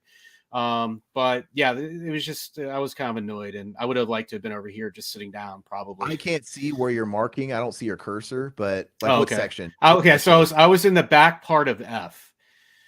Let's see if Oh, I can. Hang on, let okay. me. Right, I was right back here. Okay. Now, honest Yeah, though, and I where would was have this? rather have been over here. But the stage wasn't that far back. That's the full arena. Where would they move the stage to? Beyond, like, I think it really was. I was right about there, dude. oh, Honestly, well, that's because full this is then. all all roped off, and everything obviously is behind the stage, so nobody could get back there. But yeah, this is all full for the most part. I was, Wow. So that's pretty full. yeah, it That's was. I got some good okay. crowd shots and stuff. I don't think it was sold out, but there was a lot of people there. So if you So were an F, there really mhm. was. You saw section A, B, and C in front of you still. Yeah, so I had to look through, all I had to look through all this shit right here, and there's people hold up their phones through the whole goddamn Okay. show, and of course there's people walking through all the time and getting out, and so I think I would have rather been in a seat right around this area where I could have been more Sure. comfortable, but Yeah. whatever. My tickets were like I think I paid maybe $120, with all the fees and everything, all wrapped into the. I got them right off Ticketmaster, so Yeah. but So like if I see a show like this at an arena, I like to be like in section, oh, what is that? 18 or 19, 18, section 18 or right yeah, across from yeah, that. That's perfect, exactly. man. It really is great. And I know the stadium was a lot bigger, but that's kind of where I position myself for Billy Joel, right? Hmm. Side stage up high. I'm totally cool with that. I don't have to be up close and personal with Billy Joel, man. I'm not paying those prices. There's big ass screens. I can see them enough and I can hear the tunes. Um, there's certain bands I make exceptions for. Metallica is my favorite band in the world. I've seen them a million times. I always go for floor tickets if I can get them, and I love it. But I went. I paid for floor tickets at the stadium to see Metallica. Billy Joel, I got seats. It's Billy Joel. I want to sit back in a seat and just listen to scenes from Italian restaurant and chill. Hmm. But Metallica, I kind of regret it. Not for me, but my girlfriend never seen them, and the crowd was pretty rowdy. A lot of drunk middle-aged fuckers that are annoying as Hmm. fuck, and they made the show a little not fun for her because she's small, she's short. She Yeah, she was having trouble seeing shit, and people were fucking hitting us, getting drunk, spilling beer on me. It's like, dude, this is fucking bullshit, man. So I was kind of wishing I yeah, had like a nice seat really close for that purpose, but yeah. I feel you. I mean, I saw Kiss here too. I think we were like right around. oh, We were in 20 or 21. We had tickets for Kiss. So so was it the same capacity and stage was in the same spot for Kiss then? yeah, yeah, yeah. Well, of course they had a lot more going on than Judas Priest did, but yeah, it was pretty much the same. That's cool. So yeah, Yeah. I mean, I sold them short. So that's really cool that in that market they were able to play to that many people. Maybe did they play New York City? Maybe they were just like covering the whole region. I don't know. I'm shocked. That's really good Yeah, because I mean, I think Kiss was close to sold out too. I mean, that was a huge show. And then of course, they played Madison Square Garden. I think yeah. shortly after, maybe before or after, we saw them in Newark. So Well, good for Priest. Yeah, because I mean, like I when they come to Phoenix, man, they play every time I've seen them. They play about 5,000 max, and it's usually a theater. So I saw them the last two times at this theater, the Arizona Federal Theater, which I love it. I like a theater venue. And also theaters are always really air conditioned. They're really nice. I yeah, don't know. There's something about them. They just feel great. Um, the time I saw them before that, I saw them on the Nostradamus tour in 2008, and I saw them outdoors, and they did a it was like a radio sponsored show. It was just Judas Priest, but they had Jackal of all fucking people opening for him. You remember Jackal? Oh yeah, Fucking they're still doing stuff. fucking they came out of nowhere for me in 2008, and he had the chainsaw and everything. Anyway, and it was like an off date from like a tour. Like I said, they were brought there from the radio station, and it Mhm. was in Kansas City at this place called the City Market, and it's just this downtown square, and all around where they had the stage built, they have eateries and some shops and shit. So they were playing literally at like a downtown square, and it was fucking awesome. But yeah, and I'd say it was about 5,000 people. And then the other time I saw them was in 2004 when they got Rob Halford back in the band. That was Mhm. special because they reunited with the original dude and they played Ozfest 2004. And so that was an amphitheater, but obviously I got to see, talk about a stacked fucking lineup, dude. That was one of my favorite shows ever because on the second stage you had a band like Lamb of God who was really bubbling, going to be the next big thing at the point. And I saw it, Slipknot on their third album, they were headlining arenas at that point, and they were headlining the second stage in the parking lot. It was fucking insane. And then on the main stage, it was Zach Wild. You had Demi Borgere for people that like fucking black metal, but then you had fucking Slayer, Judas Priest reunion concert, and then Black Sabbath reunion. It was like, dude, that Yeah, fucking that's end epic. was like, it was stacked. So I saw Rob Halford for the first time in 13 years, like a lot of people, and that was really really cool. So, but yeah, I mean, I've seen them 4 times. They've all been great in their own right. 2008 was cool because the venue was cool, but Rob Halford kind of sounded like shit. He was kind Hmm. of going through a dark era with his voice, so that's why I know he doesn't baby tracks because I've heard him sound like shit. So it's really good that the last 2 times I've seen him, this time included, he sounded pretty good. Yeah, I was gonna say, like I felt like his voice was a little, it was like grizzled, a little gnarly, a little Nothing gravelly, wrong and with I your actually lead fucking voice. liked that. I actually thought Yeah, it added something to it. It fit right in, and I thought, like you said, he was doing a little bit of, having a hard time recovering a little bit through some songs, but for the most part, he dude. was on point, dude. He really fucking, delivered with When I saw vocals. him in '08, they played one of my favorite fucking deep cuts ever. I couldn't believe it from Defenders of the Faith. And here's what I mean by his voice. He played this song called Rock Hard Ride Free, and it's such a deep cut. Like I don't know if they've ever fucking played that song, and I couldn't believe they played it. And that song is so high, like all the hooks, Rock Hard Ride Free. He sings. I don't know. All the hooks are super high and they're fucking Hmm. awesome.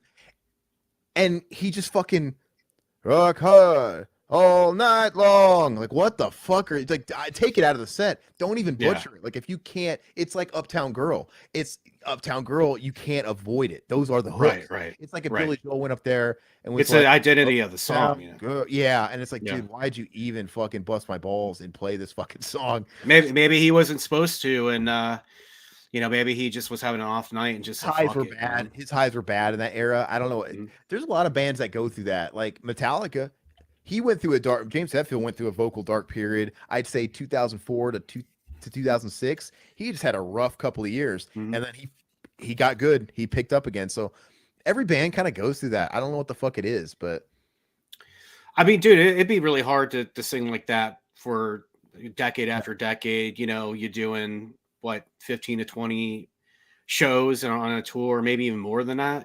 So it's just an aggressive, not natural type of singing. I mean, Judas Priest too. I mean, hitting those high notes and shit. mhm. If you're a band like Metallica or a band that kind of just barks and is like just shredding your throat, anybody that's Yeah, singing aggressive in any kind of way, I'm forgiving.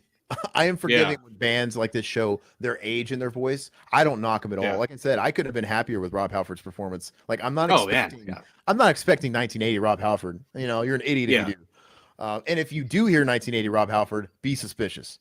I Be don't know, sus- man. He evolved. Yeah, I would say it was probably tracks, right? But he seemed to have he seems to have evolved into being accepting what he can do and just integrating it into the show. And I felt, like that was really good.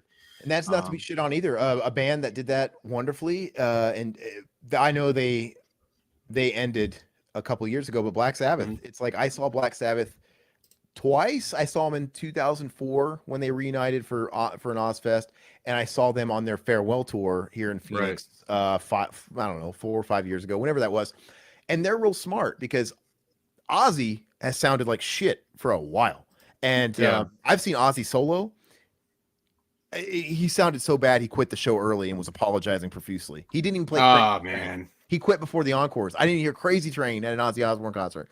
But but you know, a lot of his music was very high register. Like he would sing in a higher register Ozzy voice, all his classic tunes. Black Sabbath has the benefit of not being all that. Now they have songs like Sabbath Bloody Sabbath where he's really high, stuff off Sabotage, but they have a lot of songs where they don't do that. So they tailor their set list to the mid tempo, the mid stuff that Ozzy could hit great, and he sounded great. So they were playing. So it sucks because you don't hear a lot of shit you wish you could hear, but it doesn't matter, man. You don't need Black Sabbath. You know, listen to Black Sabbath. He's like, oh, he sounds like Frank Oz, a Muppet. There's a lot of shit where Tony Iommi was playing and fucking C tuning. He was tuning really low for the day. And a lot of that Sabbath stuff vocally, it complemented it. So it works. Like Black Sabbath for Ozzy works in a lot of the shit. So, I mean, whatever, if a band has to do that, I'd rather them fit the set list around the vocals than fuck it up and just do something they can't do. So, and some bands tune down too, just and some people might shit on that. I don't. Like any band you like, I mean, I don't care who it is, man. Go see Bon Jovi. They're not tuning the E standard anymore. They might knock it down to E flat because it caters. It's like, okay, I can hit all these notes. I just need to bring the key down a half step. I don't get offended at that at all. Metallica hasn't played an E standard in fucking 2 decades. They play an E flat. And the thing is too, is that like unless you have like a musician's ear, like most people aren't gonna fucking notice. You know what I mean? But as long as it makes the show sound great, a half a step, even a whole step, isn't really gonna make or break the experience. You know, it's not like you know. But yeah, anyway. Yeah, so I mean, all in all, I think I got my money's worth. I had a really good time. Even though I was like stone sober and went by myself, and it was like a Wednesday night, and I had to drop $50 for parking. I was like, oh, I thought you took the girlfriend. You went by yourself? oh, she's a school teacher, so it was a no go for her. Yeah, my girlfriend's a teacher too. Oh, really? Yeah. So, anyways, she would have gone with me if it was a Saturday night, but yeah, it was Wednesday, and I was driving. So $50 parking? Well, yeah, because the parking lot was right next to the venue, and like Newark's pretty gnarly, and I didn't want to park on the street or risk it. And it was right there. I was like, you know what? Fuck it. I'm just going to pay the $50, put it on a credit card, and be done with it. And I know my car is going to be right there when I get out. So that's the cool part about theater shows, though. Arenas, stadiums, of course, suck because they have their own parking, right? You park at the arena, you park at the stadium, and it can be a fucking nightmare getting out of those places. Oh, dude, I dread it sometimes going to concerts because I hate dreading just the experience of leaving. But theaters are great because, you know, they usually have a parking garage around the corner, right? It's a little different, and it's not as many people. So whenever I buy tickets for this venue, this theater downtown, they give me the option to pre-purchase parking with the ticket. Oh, nice. Like, I just go straight to the parking garage that's right around the corner, and I have my own section and spot. It's great. That's cool. Yeah. Yeah, that's one thing that sucks kind of about Prudential is that, you know, Newark, it's right in a bad part of town. So I wasn't going to be fucking walking around at 11 o'clock at night looking for, you know, the parking garage or whatever. But I just figured, you know, I just roll it into the cost. Since I wasn't drinking, I wasn't wasting a bunch of money on booze. So it was like, fuck it. But anyway, so all in all, man, I think I got my money's worth. I had a really good time. Let me grab a shirt. I'll show you the shirt I got. Yeah, sure.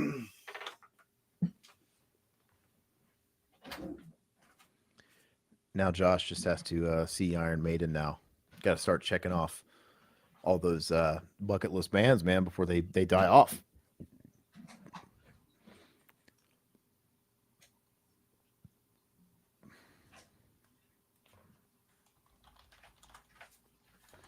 Riverman, I think Skid Row just got a new lead singer. What, singer number fucking 22? All right, so yeah, it's $10, dude. $10.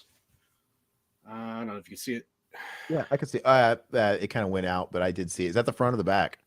This is the front. Yeah, oh, here we go. Okay.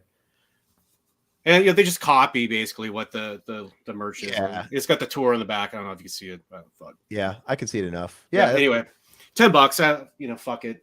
It beats fucking $50 or whatever. I mean, $45 for a friggin' t-shirt, man. I mean, like, You know? and you want a hoodie? Like, the bands charge $100 or so for hoodies. Like, Yeah. I get it. This is their way of recouping losses from music streaming and revenue and album sales that just don't exist anymore. But it sucks. So I definitely buy. I used to buy merch like when I was a teenager in early 20s. I used to buy merch at shows, and even then they were always more than you would buy at like a store or something, but not much. Like the $5 markup or whatever was worth it for having the tour shirt, with your date on it and the experience. But now it's like, dude, you Judas Priest, if you don't care that much about the actual concert and you don't want to drop $45 on a t-shirt, dude, you can go online. You can go onto their website and buy a t-shirt for $25. Exactly. That's still cool. So it is a little bit of gouging, to be honest. But yeah, I don't knock anybody for buying the bootleg. I draw the line at like $30, dude. Oh yeah, it's ridiculous, dude. My girlfriend wanted a bandana from the Guns N' Roses concert. A bandana, dude. I fucking paid like $25. I paid $25 for a bandana, a fucking red bandana that just had like the Guns N' Roses Guns logo all printed off. Like, this is a 99-cent bandana with their logo printed all over. It's almost like you buy the merch. It's so expensive that you almost don't even want to wear it because you don't want to mess it up or whatever. It's like you want to just fold it and put it in a drawer somewhere, but. Luckily, these bootleggers, man, they're really good. Like, I got my Kiss End of the Road tour shirt from a bootlegger outside of wherever we saw him in Chicago, and that shirt's lasted me like 3 or 4 years. It's been great, But and also, just a pro tip, a life hack: if you want an official tour shirt, just wait, man. Don't if you're patient, don't buy it. Give it a couple of months. Like, as soon as the tour is done, they'll start unloading excess on their website. Yeah. Like, I don't care who it is, man. Kiss, whatever. Go to Kiss's website. They're not going to sell everything they have. They're going to print and make more than they need, and then they're going to sell backstock. And you can go on their website. You can buy that shirt for $25. Guaranteed. And you could buy the fucking Prudential Center shirt. You could buy the Phoenix, Arizona shirt. So patience too, Yeah, there's always that impulse. It's impulse. Most people are going to buy that shit at the moment, right on the way out the door. Yeah, you're into you're there to have an experience, and some people like visiting the merch table and buying shit, but it's like, god damn, you got to put it on the credit card because it adds up fast, Yeah. Well, I'm glad you enjoyed the show, man. Now you have to see Iron Maiden if they come through. Like, for sure, dude. Ticking off these lists. I've seen them twice, but yeah, these guys are dying, man. Some of them aren't making it to 70 years old. So it's like, that's kind of the mode I've been in for ever since my girlfriend and I have been together over 3 years, and I've been trying to take her to all these old dogs. Like, let's get them, like, go see Guns N' Roses. I mean, I go see smaller shows, but I know she's not gonna be into Meshuggah and like metal bands, but. I like a lot of the class. I'll go see these big shows because I love these bands too. Took her to see Metallica. I'm going to take her to see AC/DC as soon as they announce their fucking tour that has been just delayed because of the pandemic. But as soon as I'm going to do it. I'm going to. Dude. Well, why not? It's something to do. We did the Billy Joel. I'm taking her to see Roger Waters in Vegas. That's the closest you're going to get to Pink Floyd. These guys are fucking. We're at the point now where some of these guys are so old. Where I mean, like I'm always a little concerned that Roger Waters isn't going to make it to October. You know what I mean? Like, please just make it to my date. We saw Rolling Stones. I took her to see Rolling Stones. Dude, Charlie Watts died months later. So I got to see Charlie Watts. It's like, dude, that's why you do it while you can. Yeah. I think I was contemplating going to this Def Leppard, Motley Crue. We got tickets. Poison and Joan Jett. Because they've been trying to get this show done for like 3 years, I think, since before it was like the summer of 2020 was supposed to. They've had my money. They've had my money since like early 2020, if not like whenever the tickets went on sale, probably before 2020. They probably went on sale in 2019. I almost pulled the trigger on the tickets right before the pandemic hit because my girlfriend and I wanted to go see it, and then we decided, for everything happened, I was like, they're gonna cancel the show. I know it, and then doing that. Then they delayed it another year, I think, because of So we're gonna go see that. I think the show's in August now. Yeah, and that's just a total novelty. It's like, you know what? Fine. Like, I don't like fucking Poison. Joan Jett, I know the fucking hits you hear on the radio. Fucking Def Leppard. I know all the same songs everybody else knows. It's like Right. they have their set list is probably stacked with hits. They're that kind of band where it's like, hey, Mhm. I don't own a fucking Def Leppard album, but I know every song they're playing on the set list. Exactly. And that's Yeah. that's exactly who there's drawn. That's who they're going to be drawing out. I bet you half the people at this concert don't own a Def Leppard album, but they know all the hits. They're filthy Oh, of casual. course. Yeah. They're very radio friendly, you know. Hey, So Motley Crue, it's like I have a couple of Motley Crue records. I'm not the biggest Motley Crue fan, but they're fun. The hits are fun. So I'm going purely as one of those guys. I'm a filthy casual going to it, and I'm taking her to see it because it's like, hey, these are bands. do you mind if I ask what you dropped for 2 tickets? Well, I don't pay scalper prices. I do not do it. It sucks. You have to jump through hoops now, but same thing with Guns N' Roses, Metallica, or whoever, all these big bands. The only way you're going to have a shot at getting retail value tickets is getting in on a pre-order. Now, sometimes you have to join a fan club, a free fan club to get that. Metallica's fan club is free, and I'm a member of it. I have that just because I'll have an early window to get in there before bots. Right. Guns N' Roses, their fan club costs money. I paid money for their fan club for 1 month just so I could get the pre-sale. Interesting. I never thought about doing that before. Dude, that's the only way you're going to do it because the second stuff goes on sale general public, half the tickets are already on the aftermarket because Ticketmaster has these back end deals with StubHubs, and it's really crooked. It's loophole scalping. Anyway, that's how you do it. So I was just gonna say that I was looking at like some mid-level seats for me and the lady because they're doing the stadium, and it's like $255 a pop before all the fees and shit. So I'm looking at probably $560. Well, probably more than that. Probably like closer to $600. My seats are ground level, but I am in the seats, but I'm straight back. But I'm like right on the rail, straight back on the bottom tier. I'm not on the floor, but I'm straight bottom level. So I'm totally happy with that. Because it's a stadium show. They're gonna have giant ass fucking monitors. You're gonna be able to see everything. Yeah. And there's no way I paid over $120 each. There's no way. Yeah, because you can't find anything that's not total nosebleed for you're under $200. You shouldn't pay. And a lot of people complain about bands that they love gouging their fans. Like it's not really. It's you're paying. You're looking at aftermarket ticket prices. When I saw Metallica on the stadium, their last stadium tour in 2016, I got floor seats. I was right in front of the stage. I paid $100 a ticket, which you might still think is a lot of money, but aftermarket people are like, why are they charging their fans $500? They're not. It's like now, and if you don't get in on like the pre-sales and you don't fucking try and beat the scalpers at their own game, it's like you're going to be paying $150 for nosebleeds. So you just got to be smart about it. But yeah, dude, I'm not going to fucking pay no $250. I mean, would I go see the Motley Crue show for that much money? I wouldn't. But yeah, no, I'm like on the. That's why I haven't bought tickets yet. I'm like really kind of like on the fence about it because I don't know, man. It's like steep, you know what I mean? That's for. I mean, but it is 5. You got 5. What is it? Def Leppard, Motley Crue, it might be your last chance to see 4. It might be your last chance to see a couple of those bands. I would say if somebody has a free schedule up there or a flexible schedule, wait until the day of the show if you have a freed up enough schedule because those people in the aftermarket are going to drop their prices drastically, right? Or these venues are notorious. Most venues release new tickets the day of the show. They hold some back, right? Usually it's like fire code reasons, a whole bunch of bullshit. But if you're comfortable with running that gamble and you have the schedule to be able to do that, dude, fucking go up to the box office day of the show, morning of the show, see what they got. They just they're dump tickets for cheap. Let's see. So let's see. So I think I was looking at somewhere around here. So like 123. So these are $225 a pop. So 2 right there would be, $450.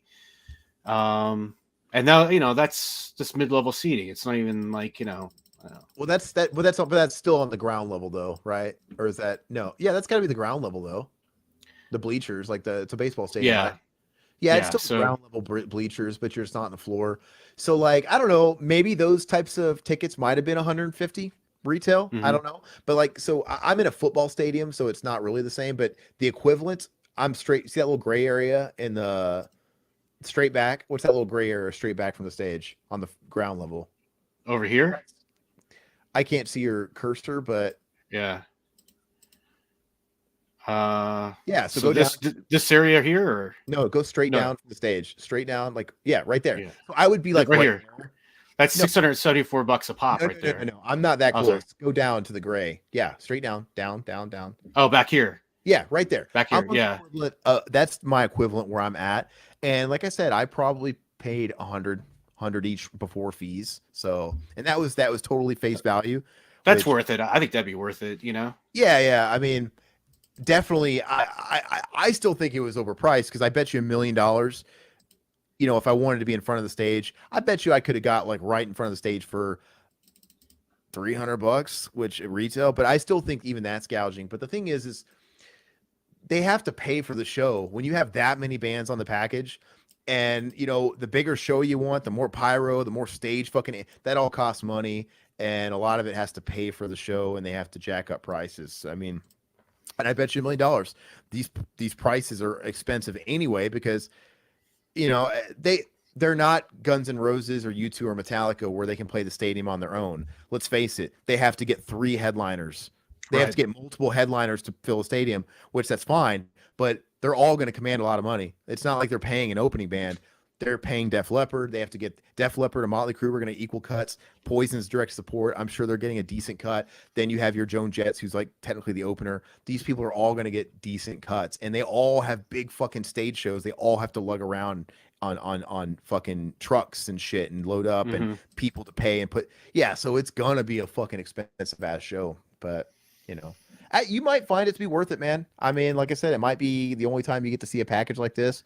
We'll probably do it, man. Just, you know, we usually do one big thing a summer, and you know, maybe I'll pull the trigger on the tickets. If I had to guess, those tickets that section, they probably face valued at 150 before before fees. So you have to imagine they're probably almost $200 anyway. So you're saying they're what, 250 before fees? 225. I mean, I think there's a chance you might be paying at most $200 more for both tickets than you would have. So maybe that's worth it to you, you know? We're also thinking about checking out the Rob Zombie Freaks on Tour. With like Power Man 5000 and Mudvayne. Yeah, I mean, I'm really interested in seeing Rob Zombie. I really couldn't care much about any of the other bands, but they're doing the PNC. It's a outdoor amphitheater here. But he's a lot of fun, dude. He's a lot of fun. And the thing is I'm not even a real big fan of like a lot of his music. I liked White Zombie, and of course I had the original solo album Hellbilly Deluxe, but the show is so much fun, and I've seen him a lot. I've seen him so many times, and he always changes his show. It's a good time. I would go, and I bet you $1,000,000. This is the kind of show you can get cheap seats for. Like lawn seats if you want to. If you don't really want to break the bank. Let's see. So I don't know, somewhere out here, $133. Whoa, wait. No, come on. Really? Yeah. Go to the lawn. What's the lawn cost? Click on the lawn. So we're looking at about 100. Yeah. Oh, back here. Yeah, click that. I don't like to be all the way back in here though, man. I want to see something if I'm going to go through this. I'm just curious how much it costs. I would shoot for somewhere around here probably, but these aren't as bad. Let's see. Like $50 long. I don't know, man. I have a hard time believing this show's sold out. These are all scalped. I mean, like these shed shows, man, like they always try and give away tickets. Like all these Live Nation, I'm pretty sure they own this venue, like they own everything else, and they're probably promoting the tour and all that shit. We have these tours come through all the time, and it could be bands like Korn and Rob Zombie, all these dude. They're always doing like package giveaways, like it's a 2 for Tuesday, get 2 lawn seats for fucking $20, and discounts. I don't know. I've never seen these kinds of inflated tickets. I would just think you can. It's insane. It's just fucking expensive to fucking go do anything anymore, man. It's nuts. It's like I think a lot of it too might have to do with post-pandemic type mentality. You know, everybody's finally starting to go out, and they know they can charge it because people are wanting to get out and do shit. So But You know, I seen Rob Zombie quite a few times. Like I Mhm. fucking couldn't even count. But I got to see him a couple of times with Alice Cooper when he co-headlined. That was cool. That was really neat. Mm. So one time Yeah, with Riverman. Yeah. I So he was just here. Alice Cooper wasn't it? I didn't go. I missed it, and I fucking it came and went, and I've been so busy that I missed it, and I was bummed, man, because I would have liked to have gone. And so I that's I had tickets to go see him last year, and I couldn't go. I, So I saw them both with Todd. It was like a radio festival, one of those things, and it was during their tour, so they were put onto this radio festival. So there was other bands too. But then I yeah, saw them at a stop in Springfield, Missouri, and they played this place called the Shrine Mosque, and it's basically a glorified gymnasium that holds maybe 3,000 people. So that was really cool, though. Yeah, so he's always a good time, always. that's cool. So if you could go and it's within your budget, man, I'd say go. It's fun. Yeah, I think I will. That's coming up pretty soon. I think. Let's see, what is it? July 31st. So I got a little bit of time. But Yeah, yeah, you might I've see been trying to. tickets. I've been really like making a concerted effort to get out and actually see some concerts. Now I actually can afford to do it. Follow the venue and like Live Nation or who I'm sure they're putting it on. Follow those places on social media or whatever, whoever's selling tickets, because Mhm. just watch leading up to July, they'll run deals and shit like that. Oh yeah. Yeah, oh God, if it goes over a holiday too, like dude, if you're seeing a show like this and it's going over like Valentine's Day or Mother's Day, dude, they always do like, oh, it's Valentine's Day, we're giving away two for this price. I mean, like I said, I think you're going to be able to go to the show, and I don't think you're going to pay more than the prices you're seeing if you wanted to wait. I would wait, keep an eye on it, and see if you can get them cheaper. That's my opinion. They're not going to Hmm. get more than this. That's my opinion. But Yeah. I'm one of those people that's like, I gotta get my tickets because I'm gonna end up like not being able to get decent seats. But I know it's a bunch of fucking bullshit have because you seen many shows in amphitheaters though? I really haven't. Maybe I think I Lollapalooza in the '90s was a Yeah. amphitheater. That was somewhere out in Kansas City. That was an It's amphitheater style show. they're not as big as arenas. So like Yeah, honestly, I don't go to lawns either, but the lawn isn't that far away. right, right. You always imagine it that it's a lot bigger and farther away than it really An actually amphitheater is is. designed for music, but everybody, no one's, you don't have heads in front of you, so everybody's got a good view of the stage that's directly in center, and it's just not that far. Yeah. And like the last section of seats, once you actually are there, isn't you're right behind the lawn. It's not that much. I don't know. It's not that big. Like it's kind of like a theater where you're gonna have a great view Mhm. no matter what, in my opinion. Just in the lawn, people bring lawn chairs or they rent them out if you wanted to sit on the lawn. Like it's not really that hard. They let you bring all that shit. But anyway, you'll see once you go to a venue like I saw Kiss. That's where I saw Kiss at a place like this. Oh, And really? yeah, in amphitheaters they can be like 15,000 seats, but they're usually more like 8 to 10. They're not quite arena size. So just keep that in mind too. It's a good time. Yeah, I'm pretty sure I'll probably end up going because I've been going through his catalog of albums and like dude, it's got some interesting stuff going on there. So For sure. let's see. So yeah, this is what I guess we're looking at here. Can you see Yeah. that? Yeah, Okay, look at so that. So you could see where the stage is at the end there. looks like a fucking UFO. Yeah. Yeah. So you mean back lawns back here somewhere, obviously. Yeah, so right by you see those people that are right behind those red seats? That's the Mhm. lawn, right? And the little dome, there's always an enclosure that is over the people in the seats. But it is that's not in your way of the viewing. The stage is right there by that black sign. That's the stage, right? Oh, yeah, on that picture on the right. Look at that. Yeah. It's just yeah, I mean, So you'll this go is this will probably all be covered with fucking chairs and blankets and shit when you get there. But you do have to. I guess maybe you probably have a decent vantage point looking through here. But I'm just saying these places are built for music, just like theaters are. So right. when it's built for music, everybody has a viewing angle. It's not like you're gonna get fucked at an arena or a fucking stadium or whatever that aren't necessary. Look at that. So that's a good idea. See that picture right there on the right? Yeah. That's from the lawn perspective, dude. That's not that far away if you think about it. And when you're on a lawn, you can typically find whatever space you want. You could be in the back. You can kind of get as close up on that lawn as you want, as long as you can get right by the fucking last row of seats if you want. It's just, so I'm just saying, like, if you can kind of get an idea of how far away you are, it's still a good time. This But is going to be Weed Central right here. All this Rob Zombie show, Weed Central, man. I'm telling you, oh a lot of yeah, dreadlocks, a lot of patchouli, the a last lot of Hot Topic.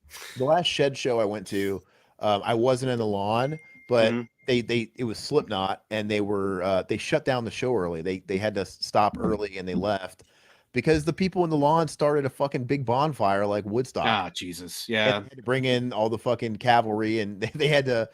The band left the stage for like 45 minutes while they were getting the fire under control, and so it was already running super late, and we got home super late. They came out, played like one or two more songs, and cut the set short by like Oh four man, songs. that's so lame. I wish people knew their limits. It's like, People started burning all the lawn chairs. They yeah, caused a big fire. They're burning all the chairs and shit.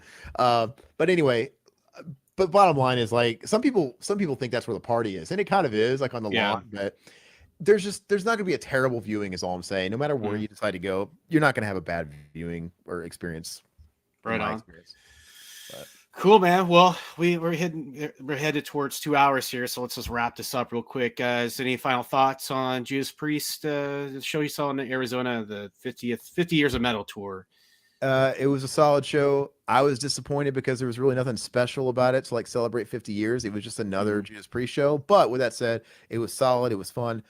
If you guys have an opportunity to see them and you kind of like that, even if you're not super versed in it, but you like the genre, go see it. Because these guys are really old. Their Mhm. 50th anniversary. They're going to come out with another album. So I bet you're going to have another tour, but you might have one more shot, man. But they're really old. And like I Yeah. said, there's only 2.5 members in the band right now. If one more goes, dude, they're done. I mean, so don't Yeah. sit on it. That's what I'm saying. And it's not by any means a rickety show. I mean, the fucking show is Mm. tight. These sound great. Rob Halford can sing his ass off, and the stage show is a lot of fun, and the crowd's cool. The crowd is, you get an interesting mixture of generational metalheads. So, And Queensryche's awesome, man. Just and fucking, yeah, like I said, go on Spotify, stream the first 5 releases. You won't be sorry. It's fucking flawless shit. Good bang for your buck. So yeah, for real. Well, dude, thanks a lot for coming on and schooling me a little bit on old school metal, because you know your shit. I know you're really tight when it comes to your knowledge about metal stuff. So you're the perfect guy to bring on to talk about the show. And it's just awesome. really cool that we both got to see it and compare notes about it. It's too bad we didn't talk about Kiss. That's too far gone now because I saw a different leg of the same tour. But anyway, another time we can talk about the shit anytime you want. So Yeah, maybe we'll bring, I don't know, Riverman in or something. He seems to know his shit a little bit too. So yeah, he likes his classic rock boomer metal. nice. Yeah, But boomer I, metal. but I got him into it. He's definitely not as far down the rabbit hole as me. And I entered, dude. When I met Riverman, he was not. He was hardcore Counting Crows, Dave Matthews Band. Oh shit. He still likes that stuff. Don't get me wrong, but I introduced him to the harder stuff. So yeah, for sure. No, anytime, man. It was All fun. right, man. Cool. Well, thanks a lot, and have a good night. All right, later. Later, dude.